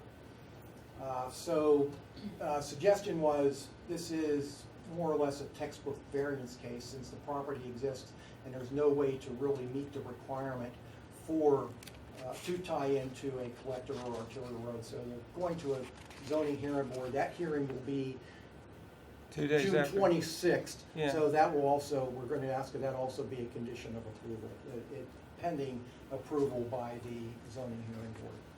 The meeting's 2/24. I mean, The 6/24. town's- Town Yeah, meeting, so it's 2 days after the meeting, so rather than hold up this process, which has been going on for nearly a year, as it is. Yeah. And that's, so anyways, also buffer yard, they're gonna have to plant the buffer yard, along here, along the top of the slope, buffer yard down the bottom of the slope. Wanted to point out that, there is an easement, there's a house back here. There is an easement, it goes from, roughly from here, back through here to this house. What Dawn has done is granting a new easement through this property.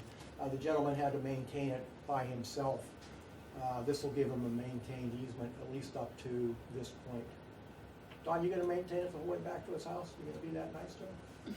Here's Well, his house back, right here. back to his property. I mean, it's just a little spur that's left that'll come off. Yeah, the so that'll be a cul-de-sac. big relief for him. I've been talking to him, he was worried that he did something wrong by giving up his easement, and I keep telling him that, Pete, you're saving yourself a Yeah, whole lot our of road, I think aggravation. that our road is the maximum, is maybe 5% or 6%. His driveway right now is about 13 and it's gravel. And he's been stuck there, I've seen him stuck there several times during heavy snowstorms. And also, I think he's getting pretty much a new gas line out of it too. His gas line, he's probably gonna have to tap into your gas line. So that's a worry for him also, that's going to be eliminated. Are we still pending approval of the geotech reports as well as the stormwater calculation? Yes, I think we'll have the geotech done in. Yes. About a 24th? We should. Yeah, I think he's supposed to be out there this week. So And it's we just should one have that. boring, so it shouldn't take him long. So I'm hoping that we. And then the stormwater, which is something, he's waiting to talk to Andy, I think Andy Banfield, regarding something with the Yeah, I stormwater. talked to, I already talked to Andy about that, he said that's not a problem. What it is that, just as Beryl had to do, test the pipes the whole way through the system, what happens is, when this water discharges out here, they can only test to the manhole here, because from there on, everything's buried, there's not even, it's under the ramp and they can't dig up the ramp to get through there. So Andy said as long as he said at that point it's PennDOT, so he said they'll take care of any problems with it. So they're just testing to the manhole. So Andy said that was okay, I did talk to him about that. Oh, the other thing was, Dawn, that we resolved that one, I don't know if you know that. They were originally gonna do plastic underground facilities, but they were designed as 8-foot plastic, and I don't know that they spec'd it out, and Andy picked up that that was gonna be extremely expensive, if not impossible to get, so they're gonna do it in corrugated. galvanized. Sidewalks. All the way around. Sidewalks, thanks for pointing that out. Sidewalks go the whole way around. And out to here, we have them to the CMUs. We also asked that the CMUs, to the congregate mailboxes. Oh, I guess they are CMUs, congregate mail units. Is that what they're called? I was thinking concrete. Yeah, and the road will be lighted as well. So we asked, the planning commission asked for additional lights and they were put in. So these are the modifications which are requested, and they explain the trade-off.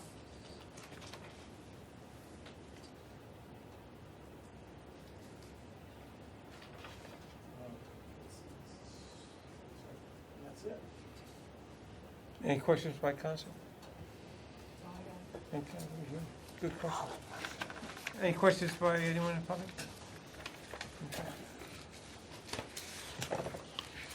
The next item on the agenda is the review of the preliminary and final approval of the land development application for the plan known as Chase Bank for the 3,750 square feet bank with one drive-up ATM located on the corner of West Duncan Avenue and McKnight Road. So they substituted a bank for the restaurant they were going to propose.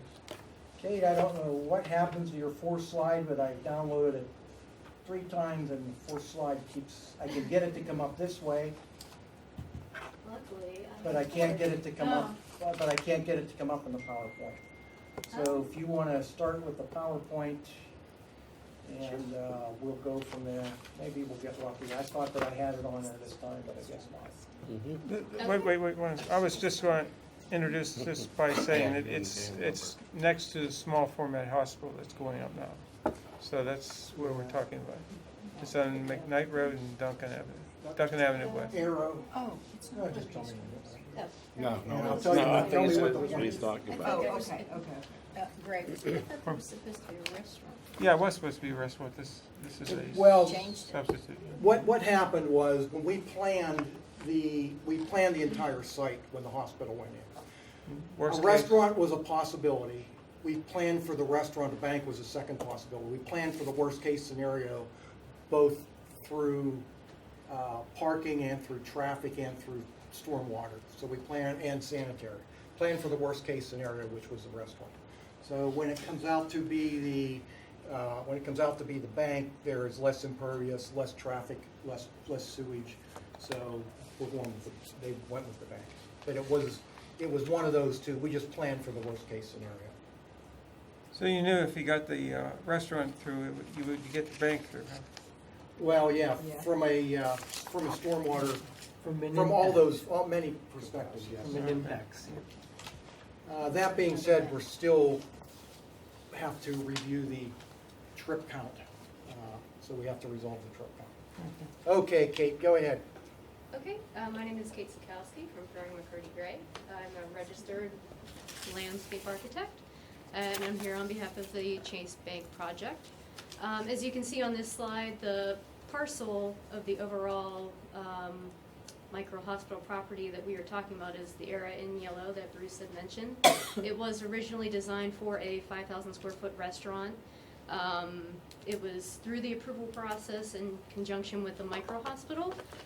And in the end, it has been decided that it will be developed into a Chase Bank property instead.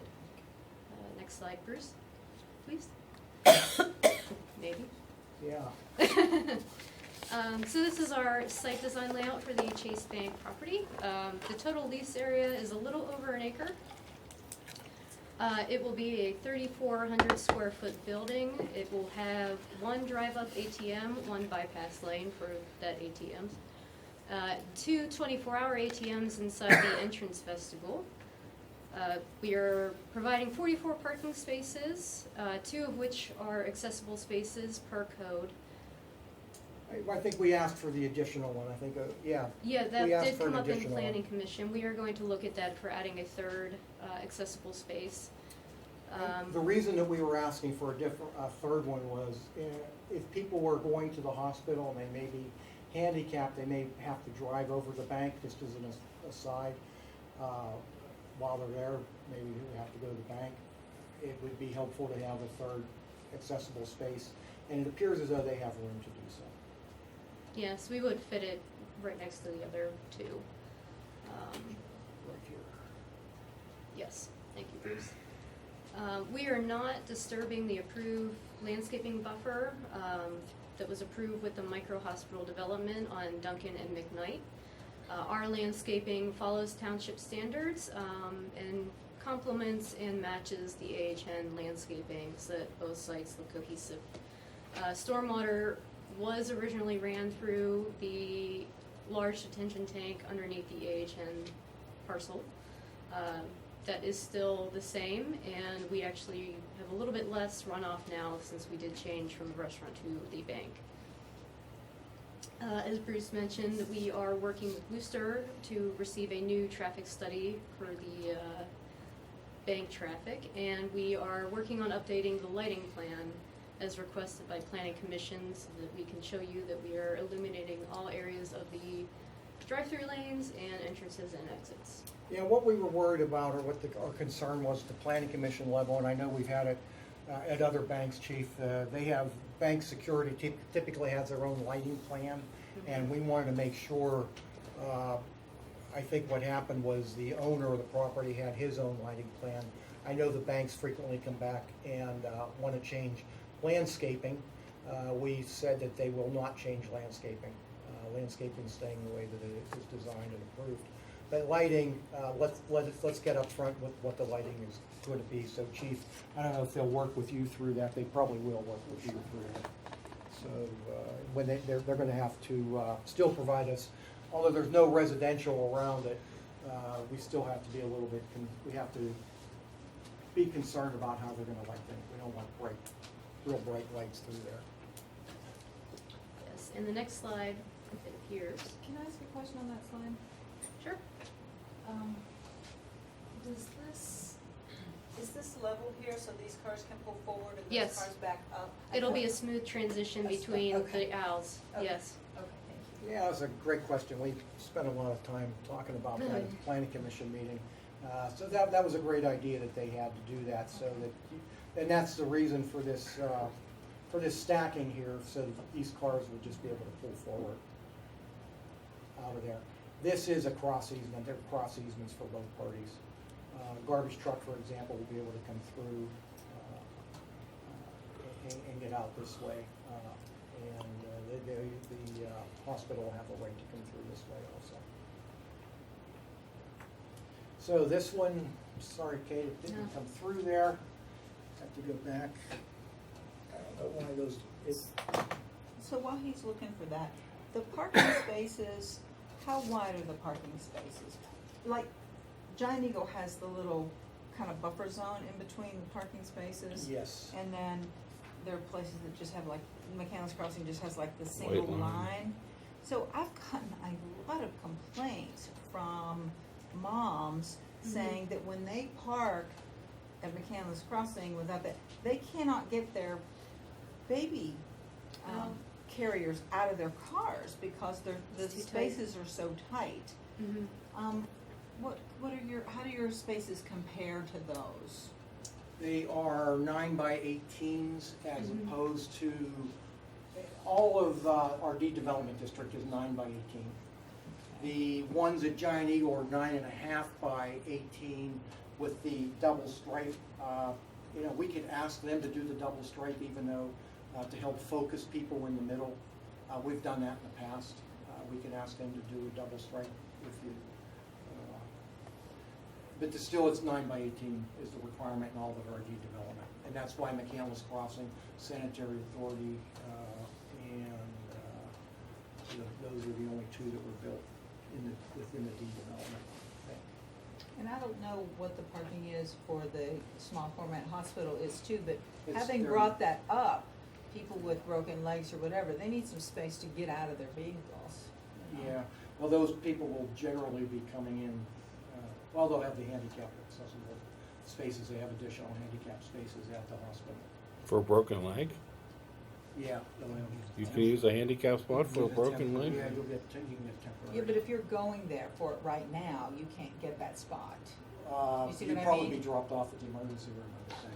And that's what its purpose is for a, Right, it's it's for the emergency. ER. Yeah. Well, So, but that's a good point. We did that, and there was it goes back before I got here. There were report after report done. There was a battle back and forth about whether to keep our 10 by 18s or go to 9 by 18s. So de-development, they went to 9 by 18s. This is back in 1986. One of our councilmen fought tooth and nail to keep the 10 by 18s that we had, and then we did reduce to that 9.5 by 18 with the double striping. We call it the paper clip. If you look at our zoning ordinance, that's how it was drawn with the paper clip. But if you can even go to the 9 by 18s and do some The sort of double double line striping, that would probably be helpful. Do you have a township standard for that, or just You due to can't extra meet the spacing? township, can't meet the town standard on that because of 9 by 18s. Yeah. But just do, you can find the way it is was, I think it was 3, 6.5, 3 and 6.5. Okay. 6.5 in the middle and then 3. Where do we have this already? Giant Eagle's the only place I know. Giant The Eagle. Giant Eagle on McIntyre and- Square or the one in Pine Creek? Pine Creek. Pine Creek, all of Pine Creek is done that way. School district has some. The ones up at Wexford Plaza were done pre 10 by 18 spaces, so theirs aren't exactly, but they use double stripings up at Whole Foods and other places, but they're still, they don't meet the 9.5 by 18s even. I think those are all lines. That would just be a nice courtesy. Thank you. And here is the architectural elevations for the bank. Materials used is brick, limestone, and metal to match the surrounding McCandless Crossing architectural style while still conforming to Chase standards. The smaller image on the bottom left right under the material swatches is the little ATM section views. There will be Chase signs on the building. I believe on the front and rear, which the rear would face the intersection. It is being handled by Chase. We still have, excuse me, we still have to review the architectural standards. I've contacted them today, Chase today. This is all under Chase's purview. So they are doing written documentation about how they comply with our architectural standards in the de-development district.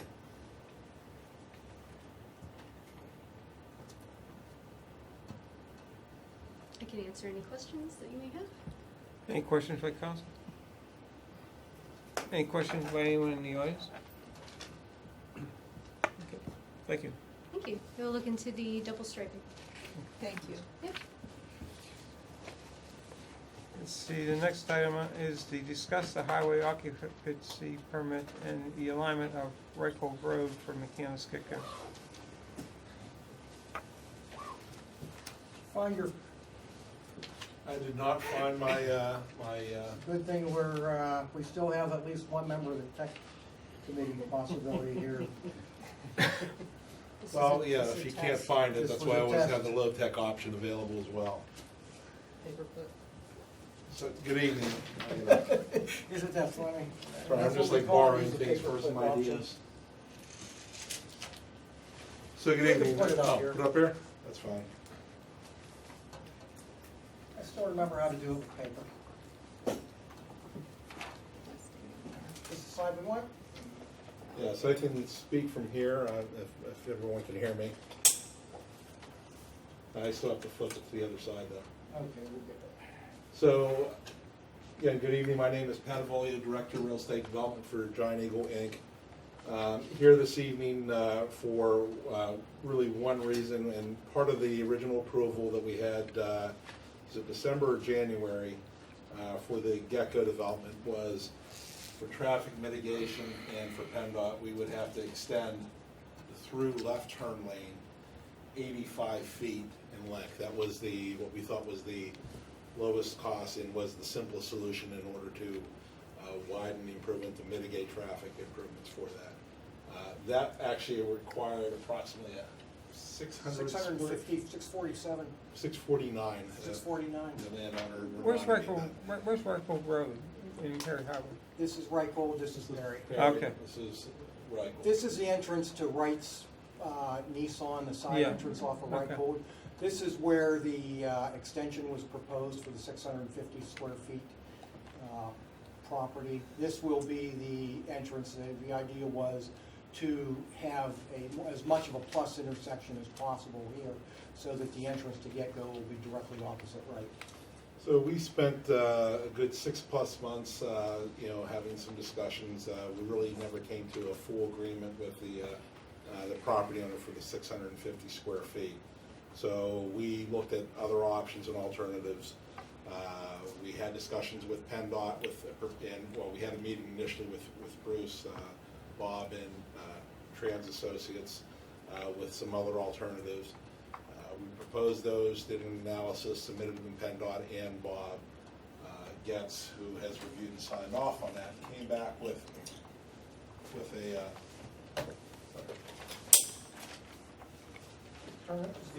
just flip it around that way with an alternative. The alternative actually requires a lot more work and construction from our end. It actually 19 Reichhold.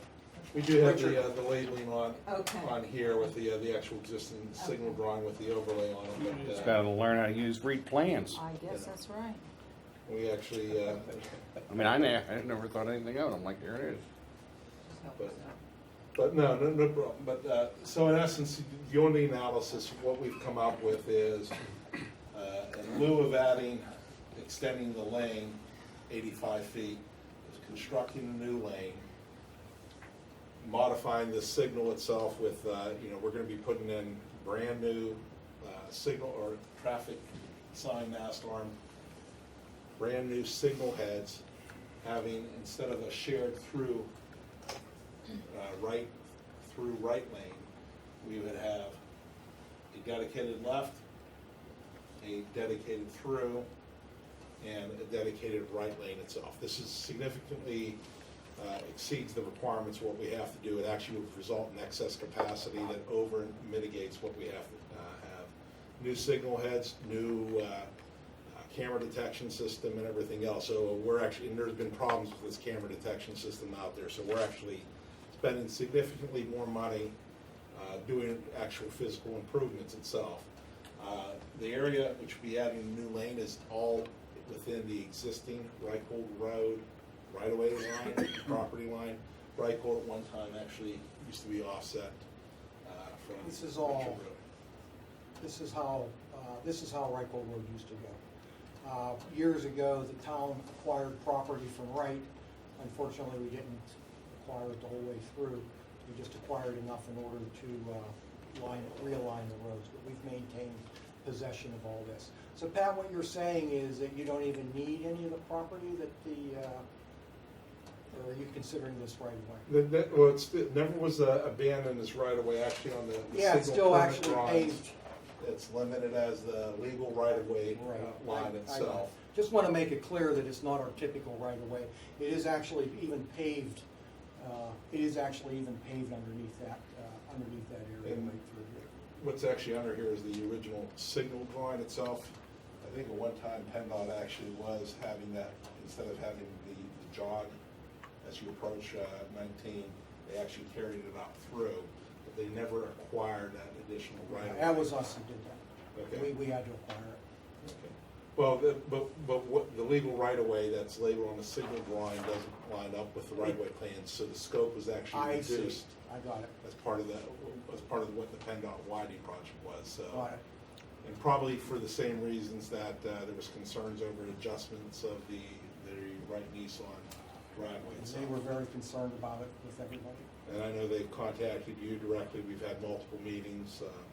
But in essence, this actually improves capacity. It will actually reduce the overall delay and queuing of Reichhold Road because we're actually adding a whole extra lane. So this lane that's labeled as 115, with our original plan where it was going to be shared and through was going to be 200 foot. So it stays at 115, but we have a 190-foot through lane and the 150-foot left turn lane too. And there was some discussion, there was a couple options presented to both PennDOT and the town's traffic consultant, where maybe this could be in the future, it could be a through left turn lane. But both PennDOT and the traffic consultant wanted to be dedicated through, but in the event it wanted to be changed in the future, if there are different users or reuse or redevelopment some point far in the future, it can still be accommodated with what we're doing.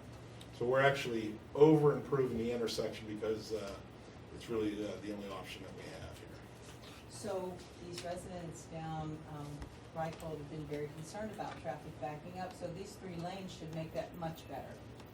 Yes, this is actually much more than what we're required to do under the town's code and PennDOT's requirements itself. Great. Unfortunately, the simple fix didn't, that met the requirements didn't work through. So the town does benefit from this, and including the upgrades to the signal. Now, this should also help Ray a little bit. He had some concerns about traffic backing up in front of his. That wasn't calculated to happen. In this case, it's even less likely to happen. Well, they're unloading over here anyway, right? Yep. Not that funny, but that actually came up originally when our original planning commission meeting at Gecko. And, yep. So we were blaming Beryl. Maybe it wasn't Beryl after all. Although it was, because Keith took care of that. And so I think the only thing we're looking at is concurrence with modifying with our HOP application and the roadway improvements to do this itself. So if I may ask, Gavin, is there any problem with us dedicating, since it's for specific use, is there any problem with us dedicating this for, continuing to dedicate it and use it for right away? I mean, this is the first time really sort of understanding exactly what it is, but I mean, offhand, I don't see that would be an issue. So this is all within the original right-of-way as it was laid out. Yeah, this is the original right-of-way. Flip it out here. The big silver traffic boxes that are up at the corner, those are all actually in the old Reichhold Road right-of-way. So it's just a huge area. It never was vacated, so it still actually is. It's still showing up on the map. Yeah, I don't see there being any additional steps necessary for us to take. We just have to modify, I assume we're co-applicants on the HOP? We probably will be. I believe that was actually the comment that they're going to want all, just the requirements of the municipality since it's a local road. So there was some green space right here. Did we lose a little bit of that? Probably about 10 to 11 feet of that, but it's actually really we would still have the area that we discussed at the planning commission, actually at the council meetings of a planted area there, so it'll still be large. And this is actually an area where there's utilities actually in place underneath the ground, so it would be. Because I had thought of that green space as a good possible location for a northern welcome sign for the town. And, I'm just I'm hoping that there's still enough room for something like that. Like a low. Who would take care of it? There is. Get-Go? Just wait. I do know that the sign at the northern border are actually maintained by the township of Pine. So I would think that the municipality would, if they would have that. Are you? What was the question again? Let's make She sure asked we're about on the maintenance of a sign. Maintenance of the sign or maintenance of the property? The property. Okay. Property maintenance, I believe, was going to be Get-Go. Now we're talking about a sign. Gee, Pat, maybe we could have McCandless on one side of your sign and Pine on the other side up there. How would that be for? Wasn't it like 1,500 feet away from our actual border? This is probably the most logical location to put something when you look up through there. I don't know where else you could put. Yeah, but what do you put? You've already entered McCandless 1,500 feet ago. That's what we say, 1,500 feet into McCandless. You've just entered, You're well into You've been in McCandless for a while now. You're well into McCandless. What are your thoughts? How do you like us so far? How do you like us now? There you go, I like that. Are you writing all this down? I need to get It's some recorded. direction, but I know we have been maintaining that, 'cause I know, you know, I think you and I had a discussion, I think, where there were some signs there during the election that were mowed down by our maintenance. I think it was us, or it could have been you. It could have been us, but they weren't allowed to be there anyways. That's an area we own, they're not allowed to put signs there. But, So what about the sign? so, I mean, I think we can look at that. I guess the question is, what are, you know, what it was the town envisioning. One of the concerns that we would have is, you know, the heights of signs that are along here, because that's part of that boulevard enhancement district or corridor enhancement district. That our sign is low, so we wouldn't want to have block sign or visibility. Okay. But I think though, you know, if it was a combined sign, and I gotta be. I don't know if we wanna do a combined sign, because you would be putting Get-Go's sign on McCandless property. Right. And we couldn't do that. Not only that, but what are we putting on that side? Yeah, I don't, how Other far, than we the- had a design at Right, one if point. you drive well north into Pine at Church, not Church Road, Yeah. there's a sign that I don't envision that. I mean, maybe, well, I think that we need some input. Okay. There's the signs that Pine has, and then there's the one that Allegheny Health. built Church with the Road electronic- is by the sheets? Not by the. Before, it's before the sheets. It's the intersection of Church and North Chapel. There's By a. the 910? You really don't want Right that. around that area. It's an electronic billboard sign that has Allegheny Health and has, you know, but something like similar to what What Pine kind? is at the border. So anyway, I think at some point John may have the design for a sign. I haven't seen it, I just know that it's. Actually, we've talked about a lot of different designs, so I'm not sure if he has it or not. There's a really neat sign over near, actually, I'll take a picture of it in a few weeks. I don't know what the actual town is right there where King of Prussia is. Is it I think it is King of Prussia, isn't it? No, It's isn't Upper it Marion Essex? Township. Upper Well, Marion? Yeah, so okay. it's just there. So you know where the whole shopping area is? They have whatever the town name is with these really cool white letters. Whatever the town's name is spelled out. They're like maybe 3 feet high, but it's better Oh, than the- just like a sign. It's like artistic. Yeah, I was and just it's gonna a say, sign. so they're just individual letters. Yeah, Oh, and it doesn't look so. Is it the King of Prussia Mall? No, but it's near it. If you can get a street I'll take a view, picture in a few yeah. weeks when I drive by. I think, Pat, I don't know that we need to decide that now, but Pat, I think what I heard you say was that you would be willing to work with us on that. I think we'd be willing, yes, I mean. I Yeah, that think the sign blocks concern- everything. Yeah.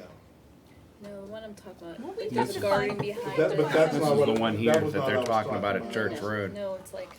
Talking about the sign like a Wexford Platte. There's really, you need to have the guidance and what exactly Right. you're, So I think what you're saying is you would be willing to consider it as long as we're not blocking your sign. yes, and I'm not proposing that sign that you have right there with that massive sign. Although at your operation, you'll really love that, but definitely, you know, So that you had, Is it a King of Prussia Mall? Get-Go No, specials it's on right it. near that. I'll take a picture when I go on. that sign, in addition to advertising Oh, my township events, does indicate Allegheny Health. We You did don't get, wanna- It's just the letters. I don't even want to cloud Right. that up, because that would create more aggravation. No, we for wanna- everyone. we wanna It's keep it behind it. It's really simple. And I was trying to find a picture of one that Peters Township has, So and they're it's loose just very letters. low line, and it's done in stone, and it just has a light on it, it just says, I mean, it's not flashy, it's not electronic, it's not anything. it's just identifying the It just, municipality. right, it's almost like a landmark, and it's very, I think it's very classy, and it's not, doesn't add a lot of light or anything. We looked at putting one of those at our border, but finding a location's been difficult. Wasn't that what we're talking about? Well, it's not at our border, as Steve pointed It's out. but nowhere We near. looked at putting one on the border, it's been difficult to do so, so that's why I think Bob's looking at alternatives. An easy one. Yeah. So I think what What's right at the church is the border on the southbound Yes, side. the church is So in this is Pine. actually on the northbound side. Yeah, so the church is the border, and you have the church, we have the office building.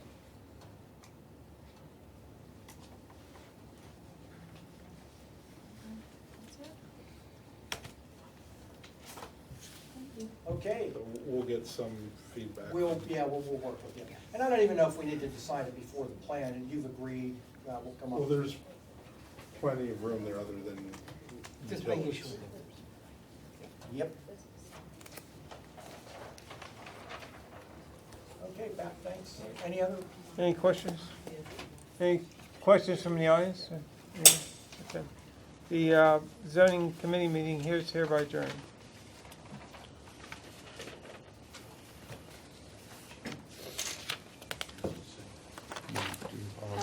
Well, I thought you were going to say something I was waiting for. I call to order the Public Safety Committee meeting.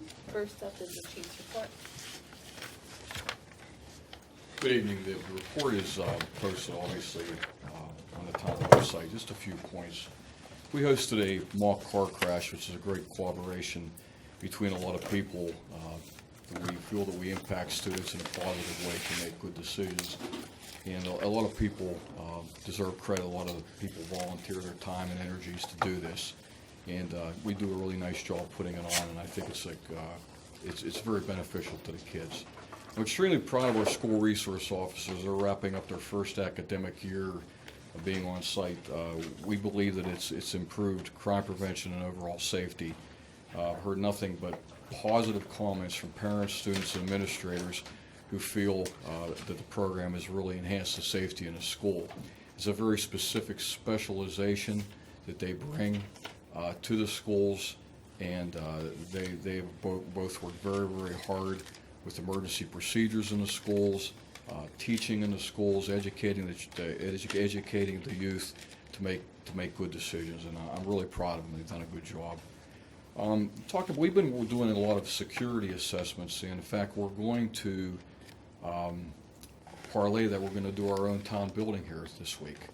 A gentleman from Homeland Security who I've been working with, we've been calling and doing different venues within the town, coming in, making appraisals, and it's been very, very successful. We do that and continue to do that. I also want to talk briefly about, on June 27, 2019, this is posted on our police Facebook page, that two presenters from Homeland Security will be presenting an active shooter preparation response for all communities of faith. I've reached out to all our faith communities to better enhance the safety of those venues, so and gotten some response, so we're participating in that.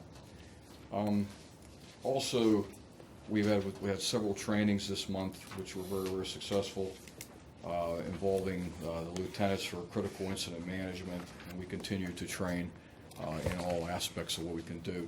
And Joy was involved in an assist in a community in a drug sniffed out almost 2 kilos of cocaine, which is significant. And that cocaine, it affects everybody in Western Pennsylvania. So Sergeant Madden, I commend him, and Joy continue to do good work. Respectfully, that's the conclusion of my report. Thank you. Yes, any questions, comments on that? Okay, up next is to discuss a recommendation to prohibit parking on both sides of Valley View Road. Yeah, my recommendations are looking at Valley View. Mark and I put a lot of time and energy looking into it, and Bob and I have talked. And the recommendation is, it's a hammerhead cul-de-sac, which are concerns about the movement and safety of emergency vehicles, and also when the road department is there making snow removal. I think it would be prudent to post one side. We probably don't have to do both, and if that's adhered to, that should be successful enough that it would accomplish what we need to do on Valley View. That's my recommendations. Which side are we posting? The East side, I imagine? Yeah, I would think that'd be the most prudent. And the entire hammerhead. Yes, the hammerhead cul-de-sac has to be posted, and I believe that will solve the problem. And I think as President said, we're always looking for compromise. I think that's a fair compromise.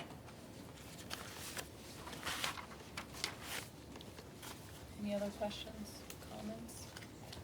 I just want to comment, has anyone talked to any of the residents about this? I talked to one, they didn't care. Okay. But one is only, Yeah.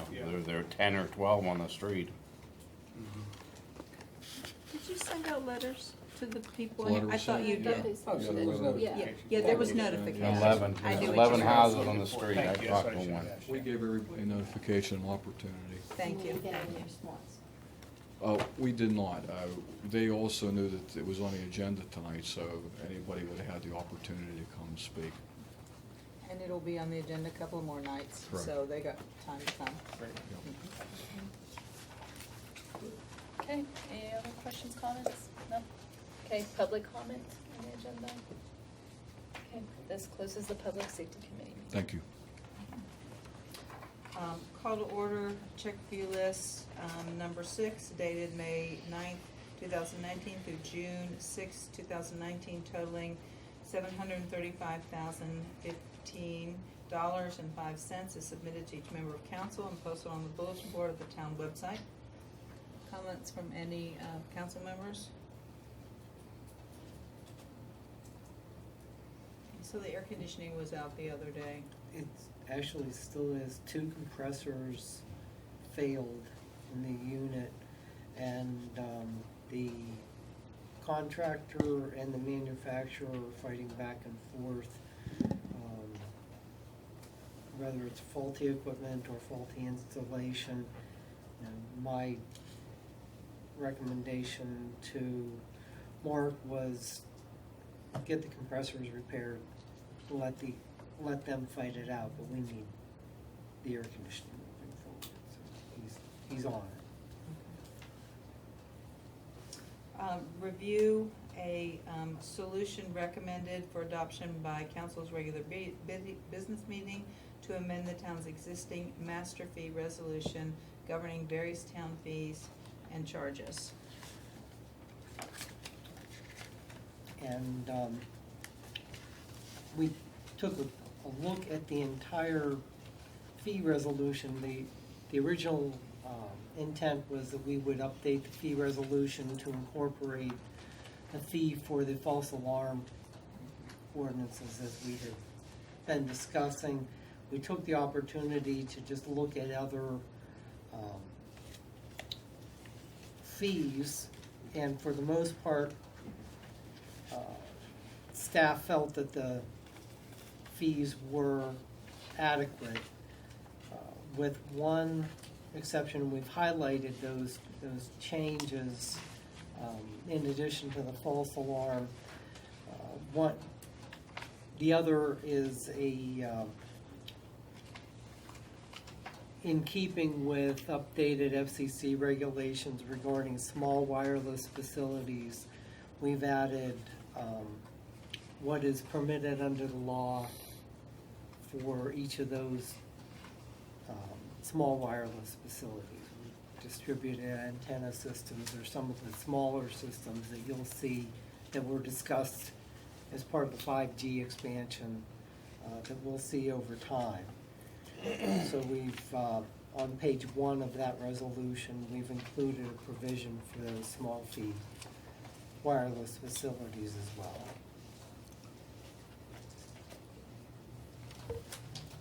Any questions about, is legislation still going on to see who's gonna be controlling these little wireless, I'm assuming these? Yes, it's an ongoing. It's an ongoing, okay, that hasn't been settled yet, I haven't seen that was settled, okay. Any questions about the fees?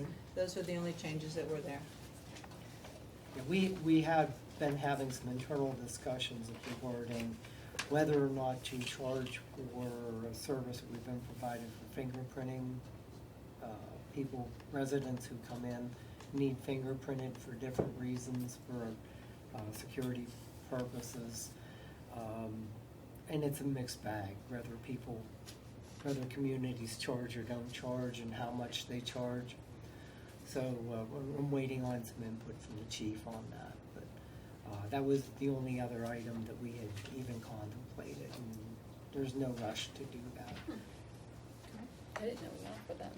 Yeah. Okay. Update on the proposed minority business. entrepreneur contracting policy. Enterprise contracting, What did I say? entrepreneur. Yeah, thank you. I'm a little tired, I apologize. It's fine. So this is the, minority business policy that we looked at before, and, our solicitor just did a rewrite, and actually, I think did a great job. It flows a lot better, it makes a lot more sense, it's a lot better organized. I thought it was a much improvement. I think it, gets everything that we talked about putting in there, without extra. Did anyone have any comments or things that they were concerned about? I do, I mean, I reviewed the version, the version you reviewed on the original right on May 10th. And I actually, after reviewing it, liked the way it was written. This rewrite concerns me. It seems like it's onerous in a number of areas and could have a negative impact. And I don't know that it'll necessarily do what we're trying to do, which is encouraging more MBE-WB participation by requiring, being very stringent on the requirements of 3 contractors, and not looking at the size of the subcontracts within the projects and giving the contractors more latitude. It's clearly the most rigorous one I've ever seen, and to the point where I'm concerned that it could be viewed as onerous for contracting. And I would like to know that you compare this to other municipal MBEs that are counselor. Where did we get this language? This was actually borrowed from an authority, the template for it was borrowed from an authority that we represent. And to be honest, I haven't seen a whole lot of municipalities who have these types of requirements at all. Exactly. You see it at the county level, as you're aware. And, you know, the reason, this was, I thought stripped down from the original version, frankly. No, I have to disagree. I think the original version of May 10th was far more appropriate for what we were trying to do, which was encourage and improve minority business and WBE participation. Well, that was not the intent, so we definitely take another run at it. I'd be happy to work with council and on looking at this, and I just want to make sure it's not onerous, that we're not hurting ourselves Yeah, the materially intent impacting. certainly wasn't to become Understood. onerous, it was. No, understood, and that's why I'm raising my questions and concerns. But you didn't like the last one, last No, time. I didn't like your changes that you were making on the fly at the meeting.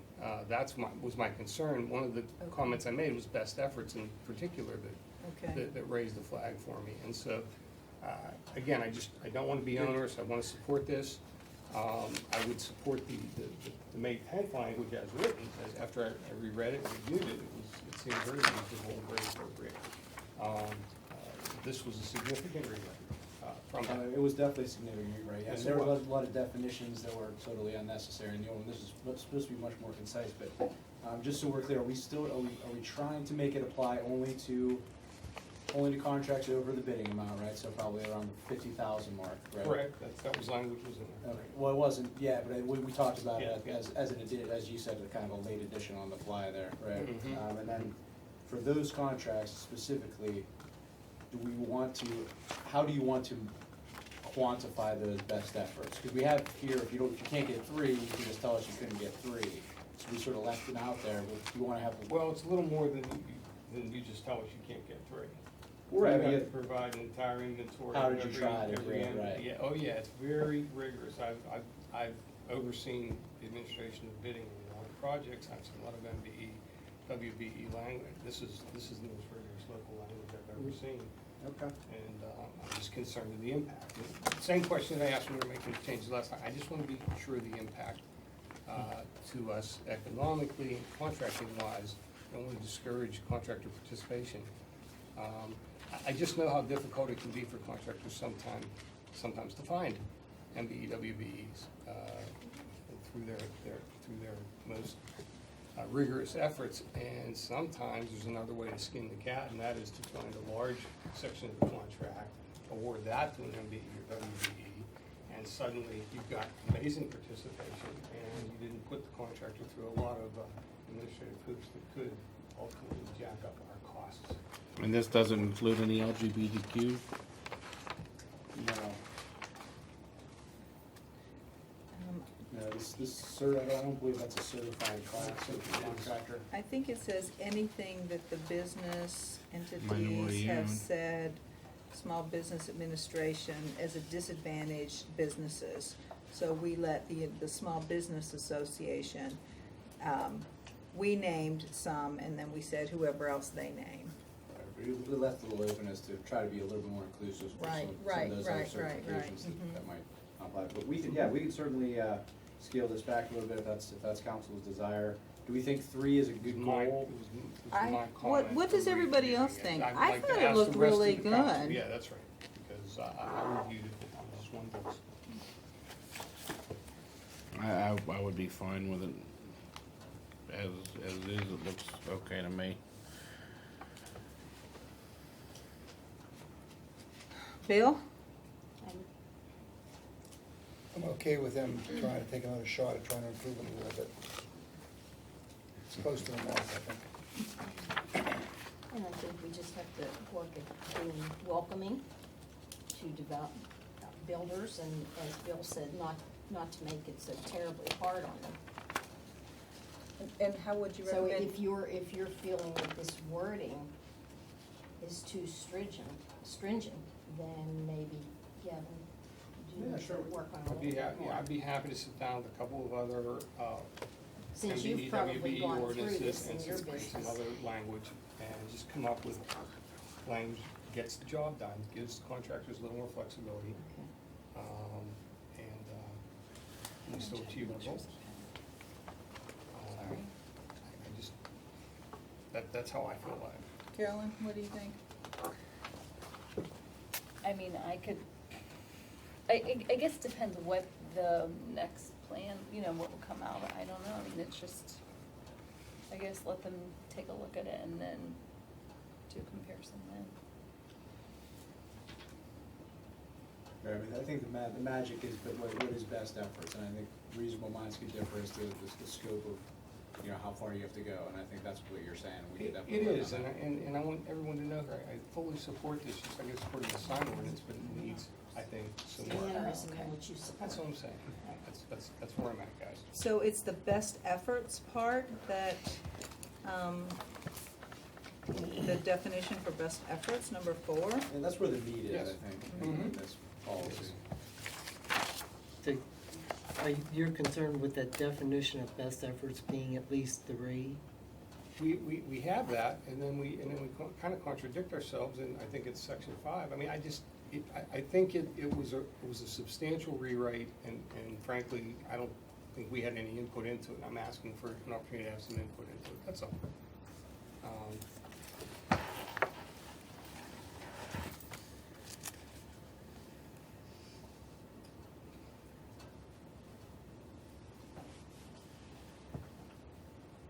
So I was still waiting to hear what you wanted exactly changed, so our solicitor can figure out what you're talking about.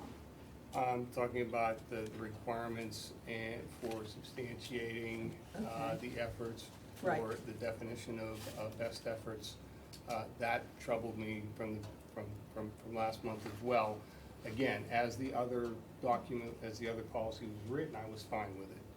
If we all said, let's adopt the version presented to us on 5/10/19 without any changes, I would support that. To give you an example of language that I'm looking for, that would be less onerous, that would be more appropriate, that would memorialize and reflect what we're already doing, with an eye towards going forward to make sure that we do that in all of our significant contracts. So maybe Best I can back- say it. Maybe I can go back and look at the original draft and sort of cobble together, in light of that comment, another version of this. And see Well, if that's can- what I said the last time when this was first brought up, that I thought we were already doing some of these things. Why did we have to change? Why do we have to change if we're already doing? I think it's just sort of an expression, and the question is how far of that the expression of soliciting or seeking the best efforts of contractors to incorporate these MBWB contractors. I think you're right, I think it's already sort of encouraged informally, but this is something, I think, as far as the sustainability certification, I think it requires a formalization of those efforts. To do that, right. And I think the intent was not only to encourage, like within the contract language or the bidding language, to encourage a bidder to approach minority or women-owned businesses, but to somehow document the fact that they've done that. Right, So that okay. so that we know that they've made. So an it's effort, been like discussed, any- but it's not been written down. Well, I mean, that was the original intent.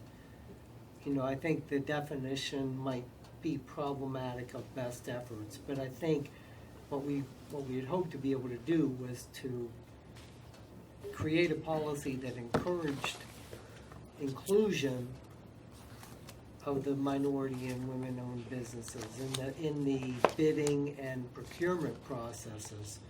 But we also recognize the fact that we have to have some documentation associated with it, so that if anybody came back and asked, we could show Something to fall in back a on. bidding document or an annual report, here are our. It allows us to gauge progress. Yes. And that I would, don't wanna I mean, lose- with- that was not in the other document. Yeah. So there were several things in here, at least 3 that I can see, that were not in the other document that, and that was one of them that is essential, I think. So I hate to, it would have to be some kind of blending. I mean, it's Like written how notice many of months? inclusion, right? It's not that they have to use them necessarily. Right.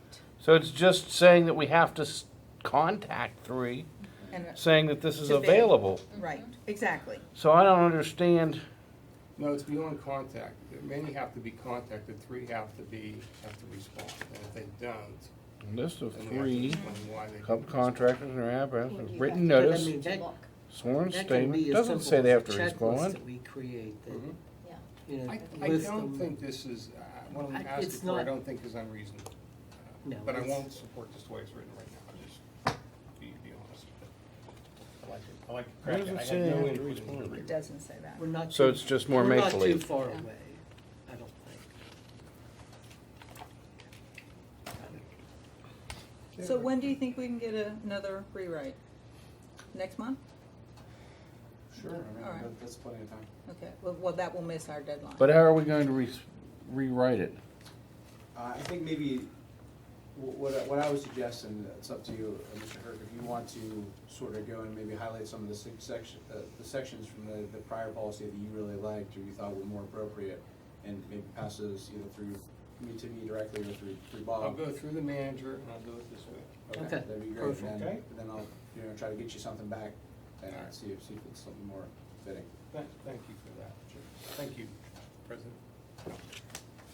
No problem. Any other comments on this?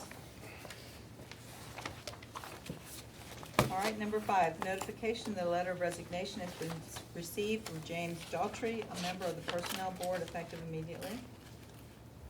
So we'll be accepting, he's had some health,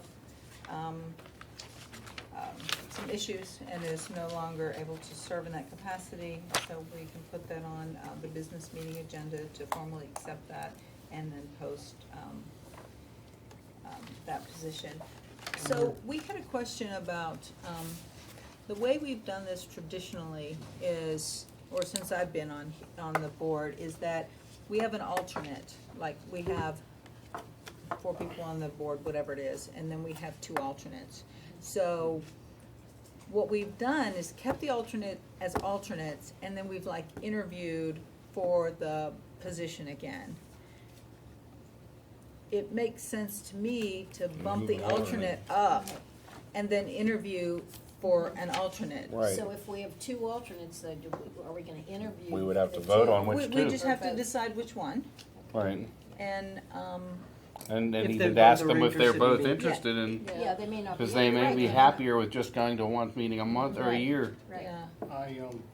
I would prefer to interview a host of candidates, including the alternates, select the best, because if we select an alternate, we're going to immediately have to re-interview to fill that position.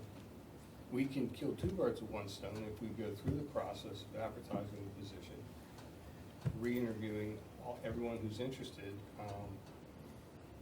I think that's we never Including the set, we alternates. never set up the design of the committee to make the alternates automatic successors. I think that's a reasonable approach. We did it the last time there was a vacancy. But if we do it in an interview process, we then already interviewed individuals to fill that vacancy. What's the purpose of having an alternate? I mean, I understand The what you just purpose said. is When to someone fill can't in make when it. someone can't Right. be there. For a particular meeting. Yes. Right. But Yes. not to take over that position. No. Okay. And our alternates may have taken it in that vein. They may be part-timers. They want to be part-timers on a board and support. You know, we've interviewed at least one that suggested that to us, that they didn't have time to be full-time, but they wanted to participate and as things would change. So I would just, I think I would prefer that process, but again, We could post it as an either-or situation. Yeah, that's fine. But in that 6 weeks, if we have some meetings, then the alternates. Of course, the alternate would I go. think they're gonna hold off. On the meetings, okay, all right.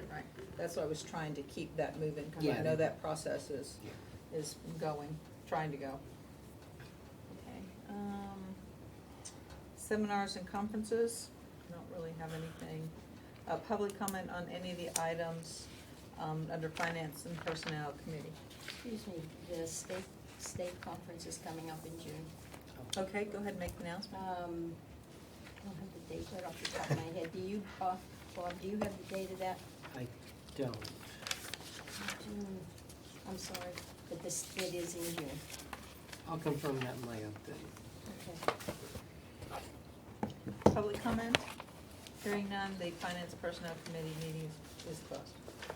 I'd like to call the Recreation Committee to order. Number 2 is update on a proposal to establish an activity advisory committee.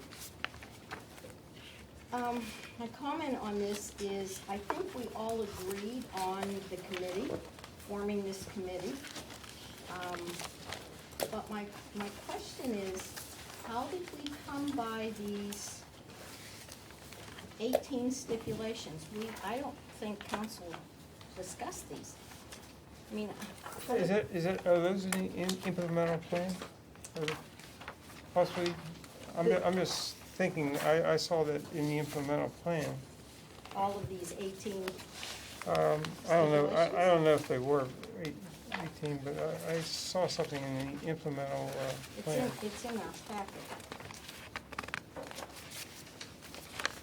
This format followed the EAC.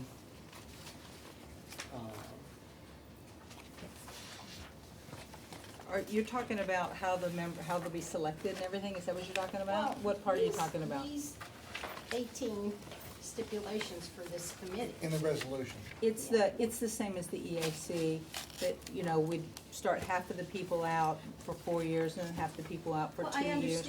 I understand that, but now, this, like number 2 on this, is that they have to come before council if they're having whatever activities and so on. I mean, Same as the EAC. EAC has a paper that they give to council, and then you all look at it and say if you think that's a good That thing. we did discuss this, that we. Like we 3 years follow ago. the same thing. Yeah, that's what we said. On this committee? Yeah, this was written in a resolution form, but the other one looked real different than this. It was kind of written out. This looks real different, but these 2 pieces of paper we've had before. The language is a little bit fluffed a little bit, where I had it, I can show you what the other one looked like. Well, that's okay, that's okay. Yeah. If it's. It's right in front of the resolution. Joanne, Couple of small changes. Joanne, to your point, it would be worth it for In the us other direction. to sit down here together tonight if it's necessary and go through this point by point, because every one of these points is important. I expressed when we had the written form that I was concerned that this could be construed as an overreach of the government, that this appeared to be potential, it could create the potential for trying to control the nonprofits and the other organizations in the town that are already providing facilities, they're providing programming, whether it be the library. All of these people, the way this was written in the original resolution, concerned me that it could be construed that they were reporting to this committee. That was not the intent, it was certainly not the way that our president and council described to me what the intent of this was. This was to inventory the amount, what we have, and perhaps coordinate it to look at, potentially look at some type of a community center. Or usable areas. Yes. Right. Does it not say that? Does it say well, something different than that? Yes, it does. It Oh, goes okay. into a lot of issues that have nothing to do with inventory. This is talking about coordinating and having these organizations report these things to them and then bring these things to council. Right. And Which one are you looking at, Bill? Requirements? No. Okay. Civic celebrations, engagements, activities, or programs Must be of submitted. AAC must be submitted, approved by the town council before scheduling, publicizing, or hosting each proposed event, and must be submitted for processing or approval in a manner that permits sufficient time for promotion and registration of the event. But that would be things with the town. Yeah. That's It what wouldn't be because Yeah. Northland Public Library Yeah. is suggesting or planning something, they wouldn't be required to come through us and do that. But I thought, they're all members of this committee. You're putting them all on here as CCAC. Well, this isn't members of the Friends. committee, right, they're on there, but that doesn't mean that they, as their own private entity, would be required to do this. Let's clarify the language then. but then and let's I make sure that it misunderstood, says Kim, what what you we were saying want when it you to say. first proposed this committee.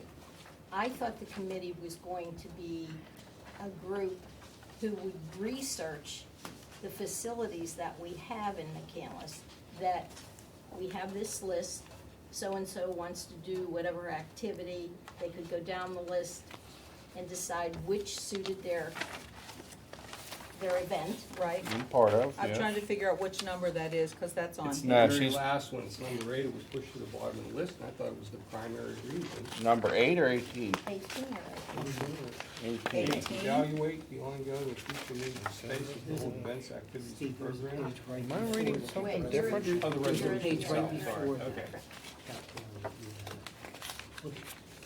Maybe I just misunderstood what the committee was supposed to There's do. no 18 I on don't that know, page. but Well, I think it's up to this council to decide what this committee should do. Right. There was a recommendation by a steering committee and a strictly advisory organization to us, to council. They did a lot of work on this. Right. We need to respect that, but we also need to make the final determination of how we want this government to either expand or to take on additional roles, to add additional staff to the town.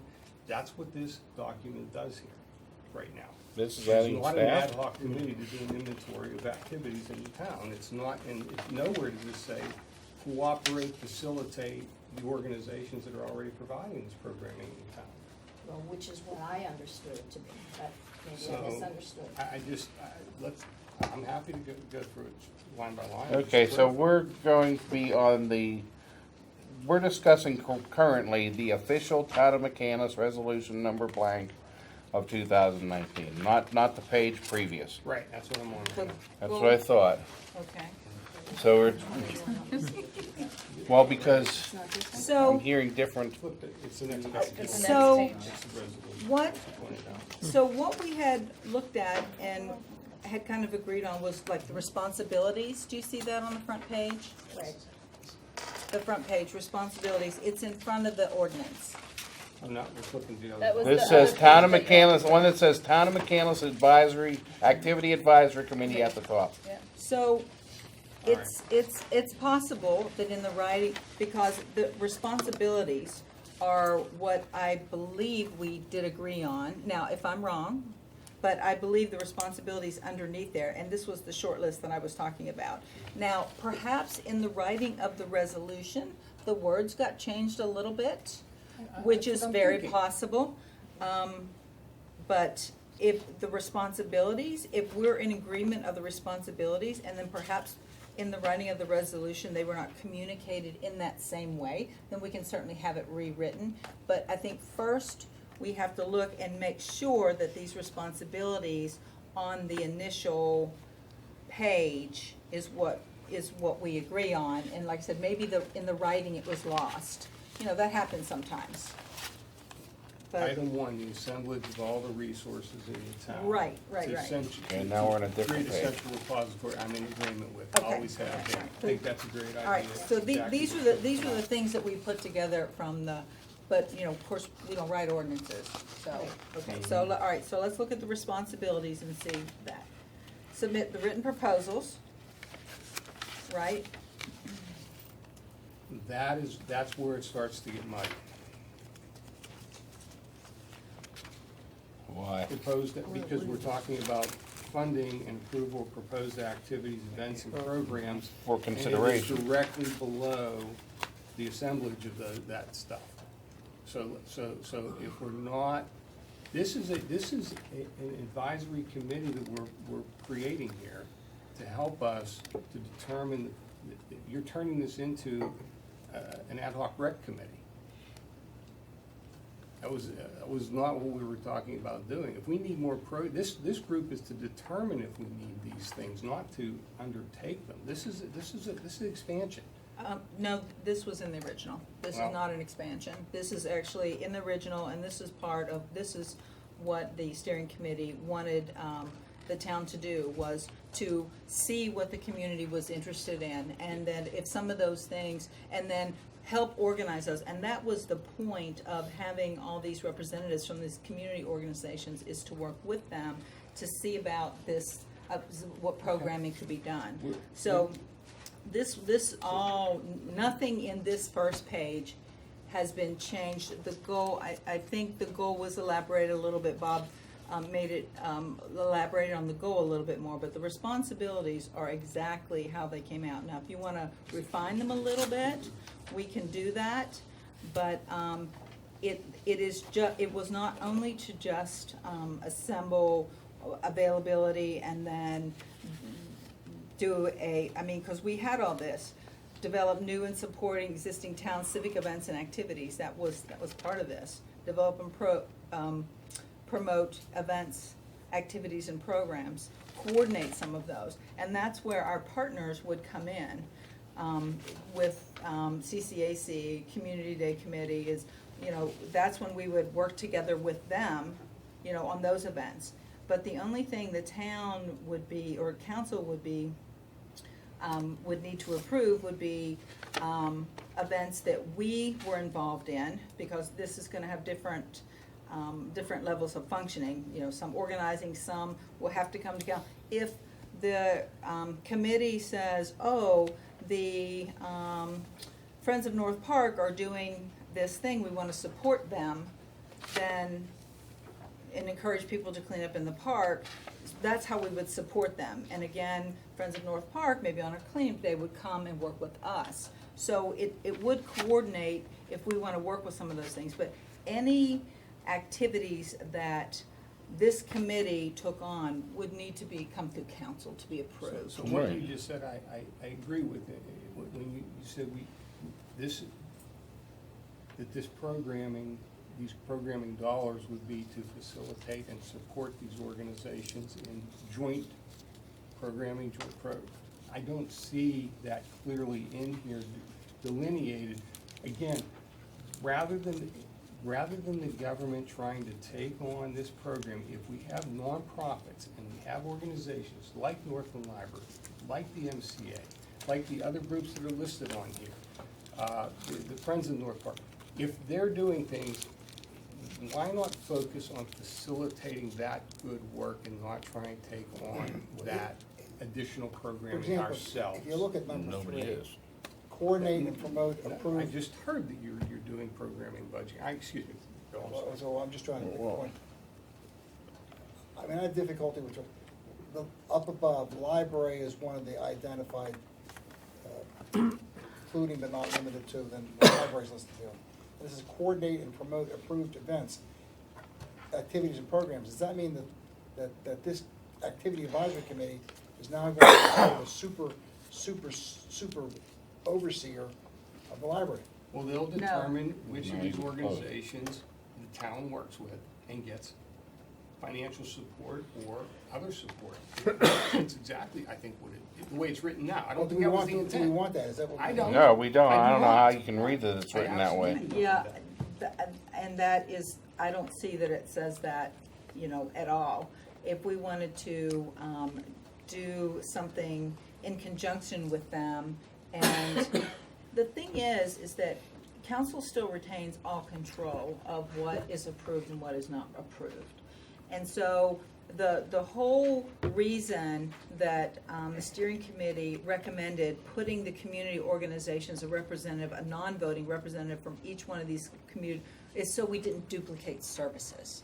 So we could know that the library was doing a yoga class. So we didn't say, oh, we want to do a yoga class. Or we tried doing this kind of cooking thing and it wasn't successful. Oh, good. So it's to try to prevent duplication of services, and then for them to say, oh, we do an Indian cooking class and it is packed out every time, we have to turn people away.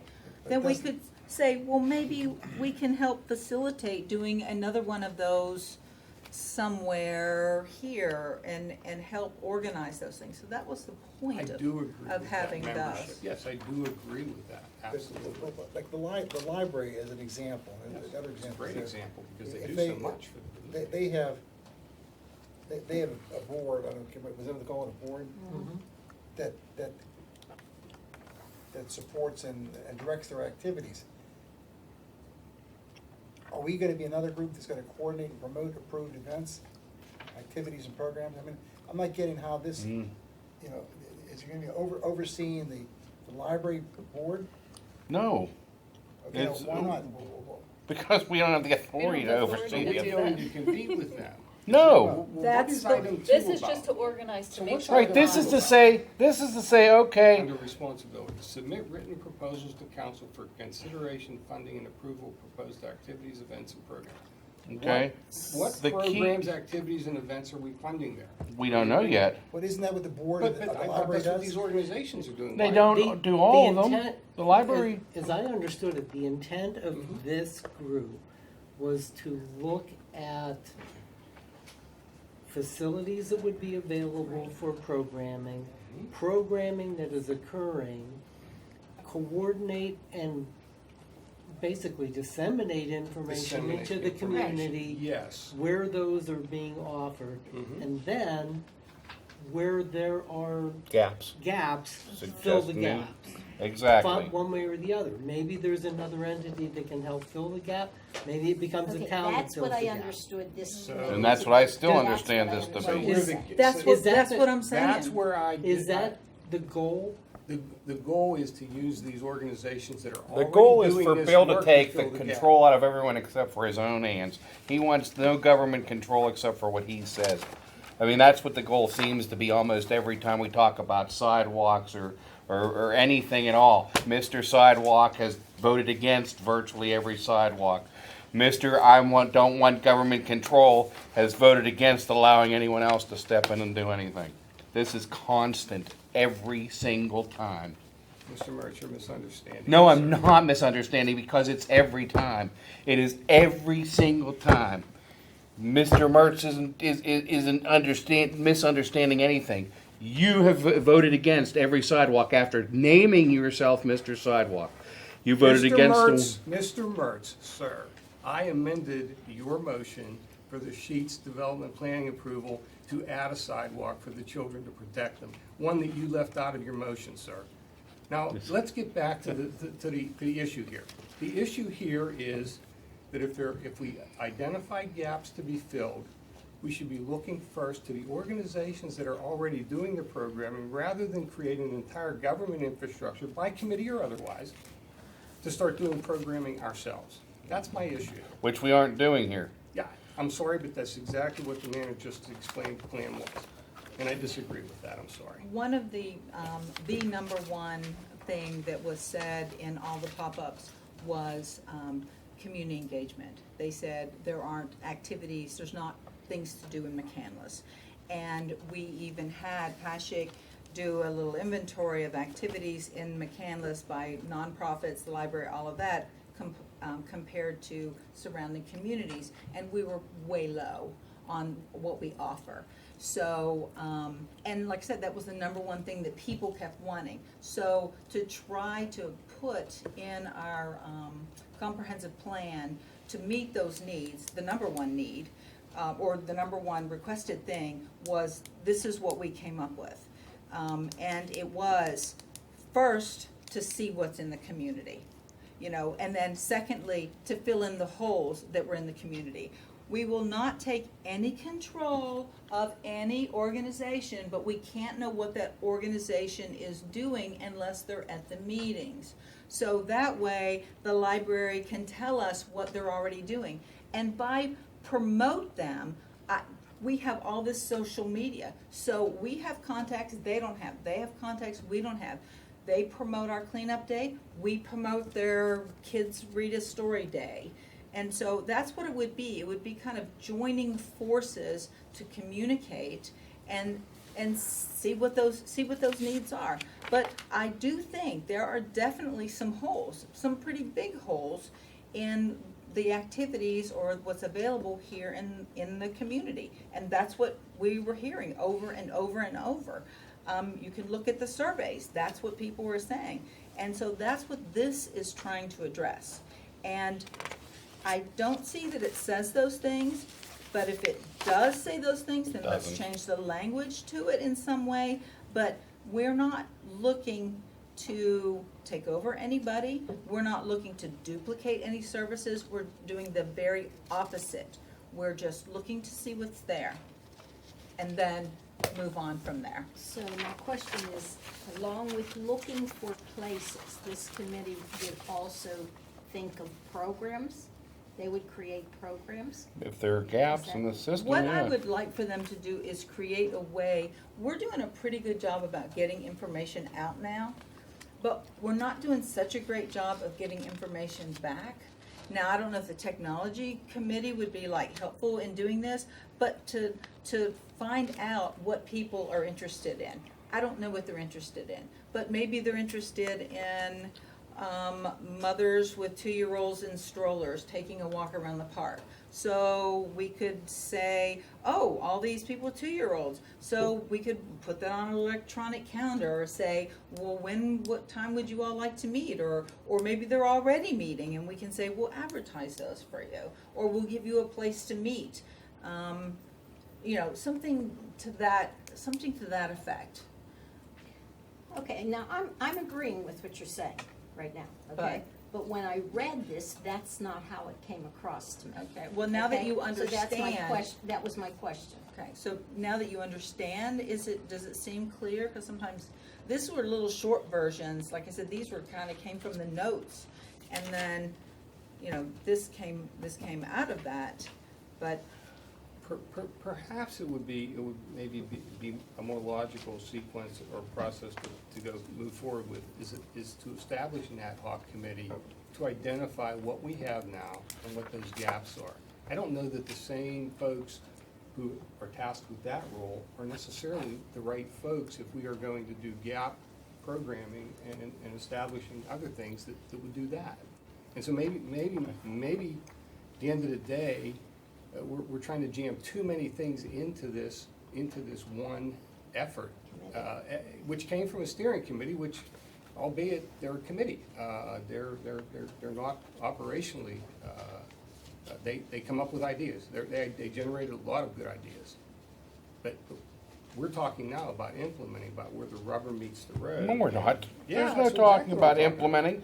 We're talking about submitting possible proposals for consideration. There's no implementation on this at all. I think he means implementing an activities advisory committee. Thank you. So then we're gonna have an activity advisory committee and a activity creation committee? Yeah, I think one group of people could do this. Okay. And they would have a greater understanding too, as opposed to handing off this material to the next group. They would have a greater understanding of what actually was going on. They would also Okay. know the facilities we have to use. Right, and maybe this group would even tour those facilities, so they would be Right, able right. to Oh, yeah, say, definitely. oh, this room would be good for a birthday party, or something to that effect. So it seems like that having those people with the overall knowledge might be Well, more I see your helpful. point. I see your point. It's Yeah. good we're engaging in this discussion, I think. Right. I mean, Yeah, one yeah, of that's the what things these under, in here, meetings the are about. composition of the committee, I mean, one of the things on the composition of the committee, though, this is particularly a really important committee that should have a representative from each ward. They should absolutely be geographically diverse. You can't have a group of people living around North Park necessarily, or around South 19, or around Ingomar, driving this. This needs to have broad representation from the town. It's not written that way yet, and that's something I would encourage Well, each to person then change. would know what was in their ward. That's exactly right. So we're talking about another group of 16. No, I'm talking about changing The the way this actual- is written, sir, just Yeah. to simply add. But the if same we get, language if we have get to the 7 EAC. members from, Yes. Yeah. if we have 7 members, plus a junior council member, plus CCAC Community Day Committee, Friends of North Park, Joint Recreation Board, we My end up. comment's only referencing the 7 voting members, Steve. Okay, so if you're only referencing those, that's what we've always done anyhow. Okay. Um, It's not written so- that way, We actually looked at that, about getting one from each. And being in the EAC, which they're divided up to 5 wards, it's a little bit of a logistical nightmare. What about we make that one of the things that we try to do? You know what I mean, when we're looking at this, if we have 14 people and we have 2 people from each ward, that we make the designation to try to do that. It's really hard to have 2 fantastic people in Ward 1 and then maybe 2 people that are not good in Ward 3. Do you see what I mean? Or someone who would be so perfect. some Where are the grant good writer, people in whatever. your ward and the bad people in my ward? All the good people, well, that's, I wasn't, but it's hard to overlook, it almost seems like quotas to me. It's hard to overlook 2 really good people, while we could intentionally make that effort to try to do that, make it as balanced as we could. Which we've always done. Which we have, I think we do, but I still would prefer to go on the quality of the qualities of an individual and how they can contribute to the group as opposed to their location, but keeping that in mind, trying to keep it as balanced as possible. Well, I still like if them we, from each ward. I do as well. We elect our council members from each ward for that very reason, to make sure that. Well, that's we, questionable. Well, how could I idea that is? A Well, lot it's of local questionable whether areas we're don't do electing the that. best people to this council, Steve? Is that what you're asking the question? Don't ask me that question. No, I'm saying that when you force a group into a certain, here you only have this few from this council, this few from this ward, this few from that ward, this few from that ward, you absolutely have the possibility of gaining a very bad council person while throwing a much better one out. We can change that Yes. if you feel strongly about it. I think it makes it's it worked harder for well in the council. EAC. We have language in the EAC. It's a lot of trouble in the to, EAC, Bill. To allow us, if no one applies, How has we it, have the how ability has then it, to if I select may from our ask, how wards. has it caused problems? So now we have 2 people from, I can't remember which ward, we have 2 people from Ward, say 5. Okay, so one person represents 6. I'm making up the words because I can't remember. One person is from Ward 6. Okay,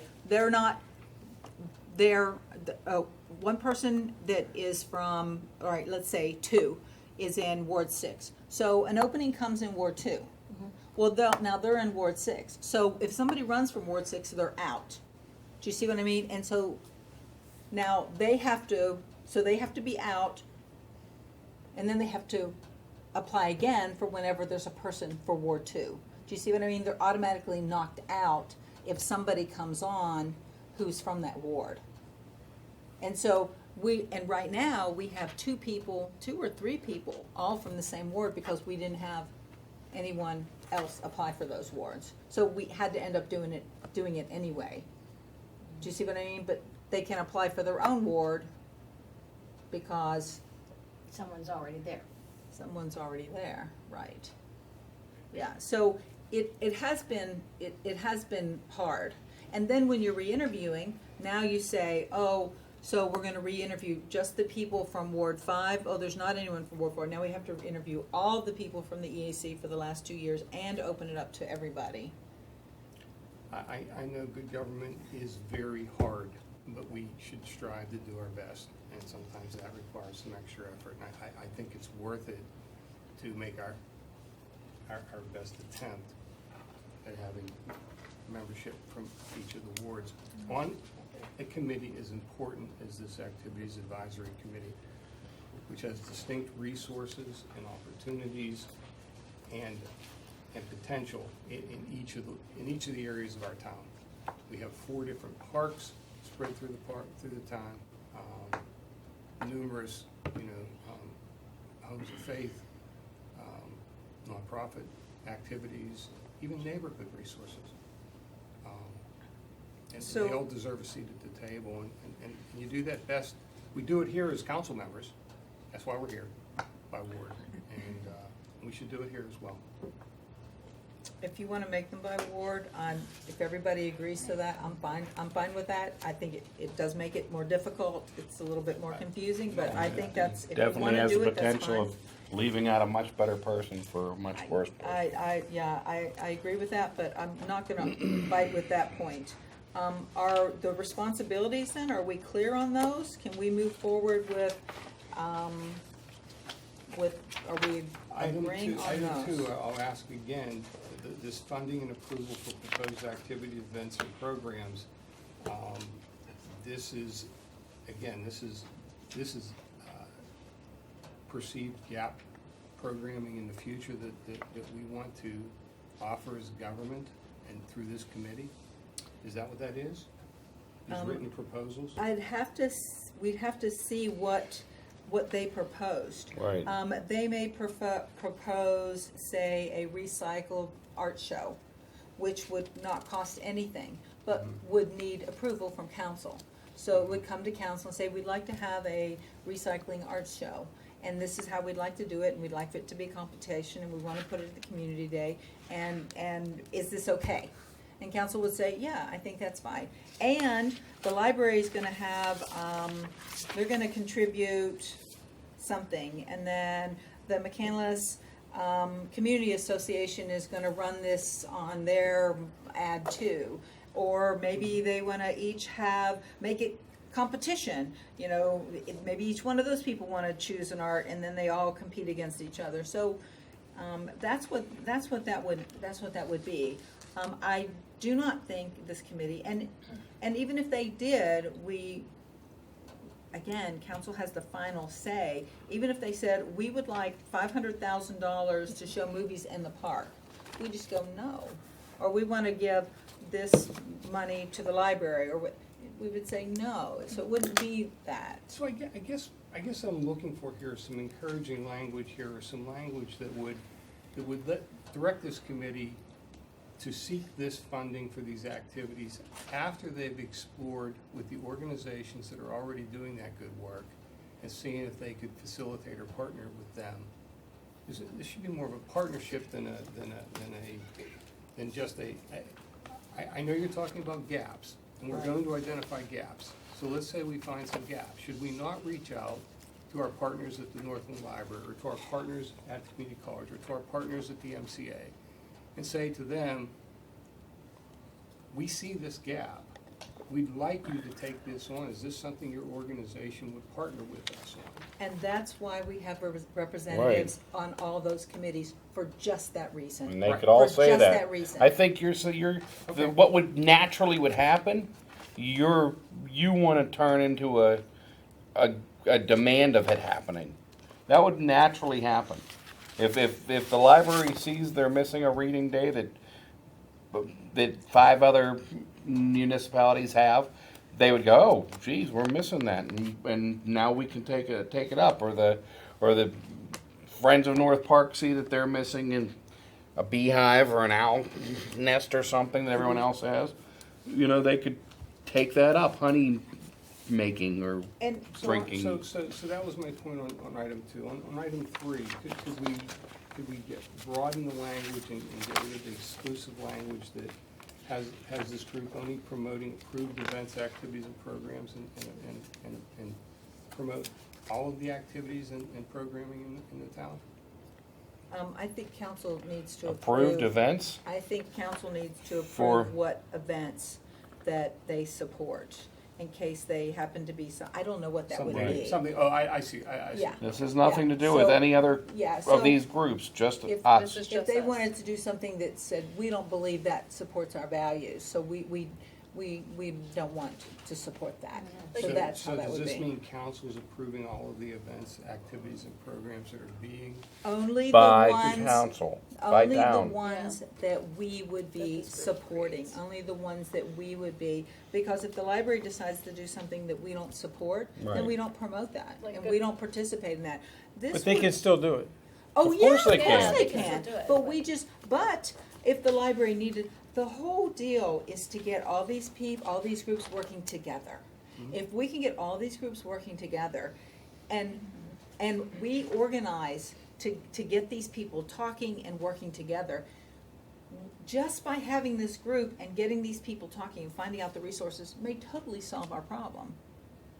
We may not have to do, we may just have to support these things on social media. We may just have to try to get volunteers for some of these things. So we are not looking and taking over the works of these groups. We're looking at coordinating, these people haven't gotten together. Let's get them together and see if we can make something really good come out of it and get some partnerships going here and then us partner with some May I of them. pose a question while you take a Pontificating. breath or relax a little bit? On item number 6, is to submit an annual budget request that can include proposed activities for the coming years. What does that contemplate happen? Nobody knows. Could I give you an example? Like, let's say they come up with this town yard sale idea. You know, and- I mean, does that include the activities that are already being done? No. No, it's just by anything. Community No. Day, No, Joint no, no. Recreation Board? This the is library? more for what they're gonna generate. Right. This would be if there's anything additional that is not already being generated by somebody else and nobody else is interested in generating, then these lower responsibilities can come into effect after council's approval. You're saying new activities.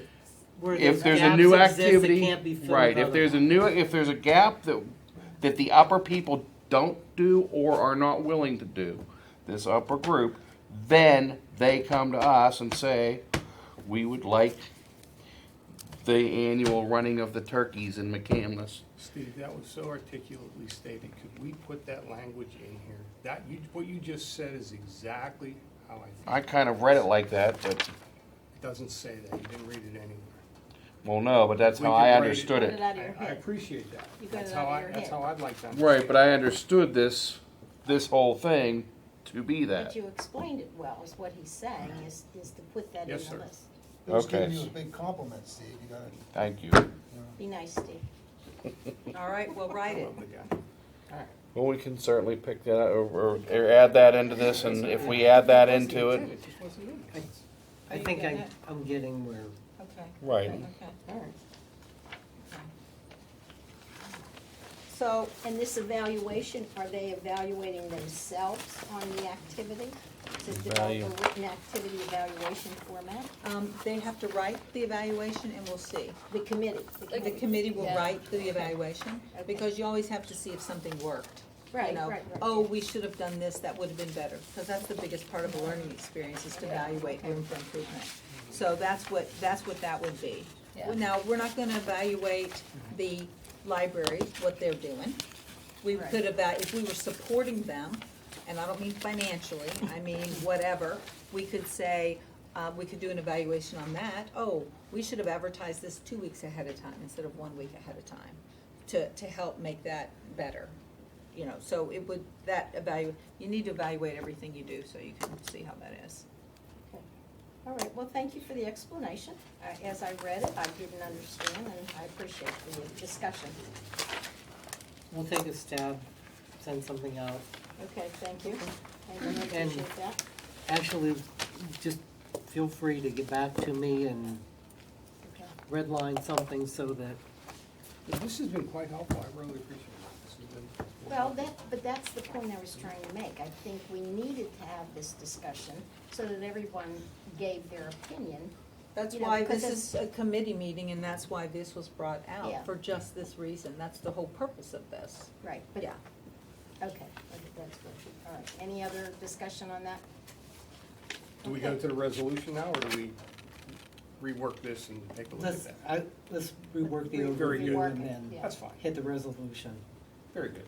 And number 3 is notification that a resolution is needed to request permission from the Pennsylvania Department of Transportation to place a banner across Perry Highway, Route 19, at Perrymont Road to advertise McCandless Community Day.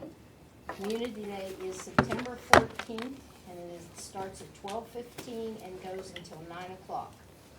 This banner would be installed August 26th and would be removed September 18th. What you're about to read, the rest of this, where did this come from? This, I don't remember that the municipality also acknowledges no more than 20% of the message relates to naming or advertising a commercial product. Was that, where did that come from? This is what we do every year. Is that what It's a we do? requirement for That's what we do. PennDOT. in I don't terms remember of seeing that The before. permit. Yeah. approval. It's just part of. Yeah, I remember. because We never- actually talked about this before. Yeah, I don't remember ever, Yeah. has anybody ever, I don't think we put the sign, I know, I wouldn't even contemplate it would be for some commercial product. I mean, what would we put Coca-Cola up there or something, or I mean, what are they? Tucker Orangeburg. Tucker Orangeburg, yeah. Okay, I mean. but Tucker this- Orangeburg this is the- presents this is every. This pattern after what we do every other year. A little, Yeah.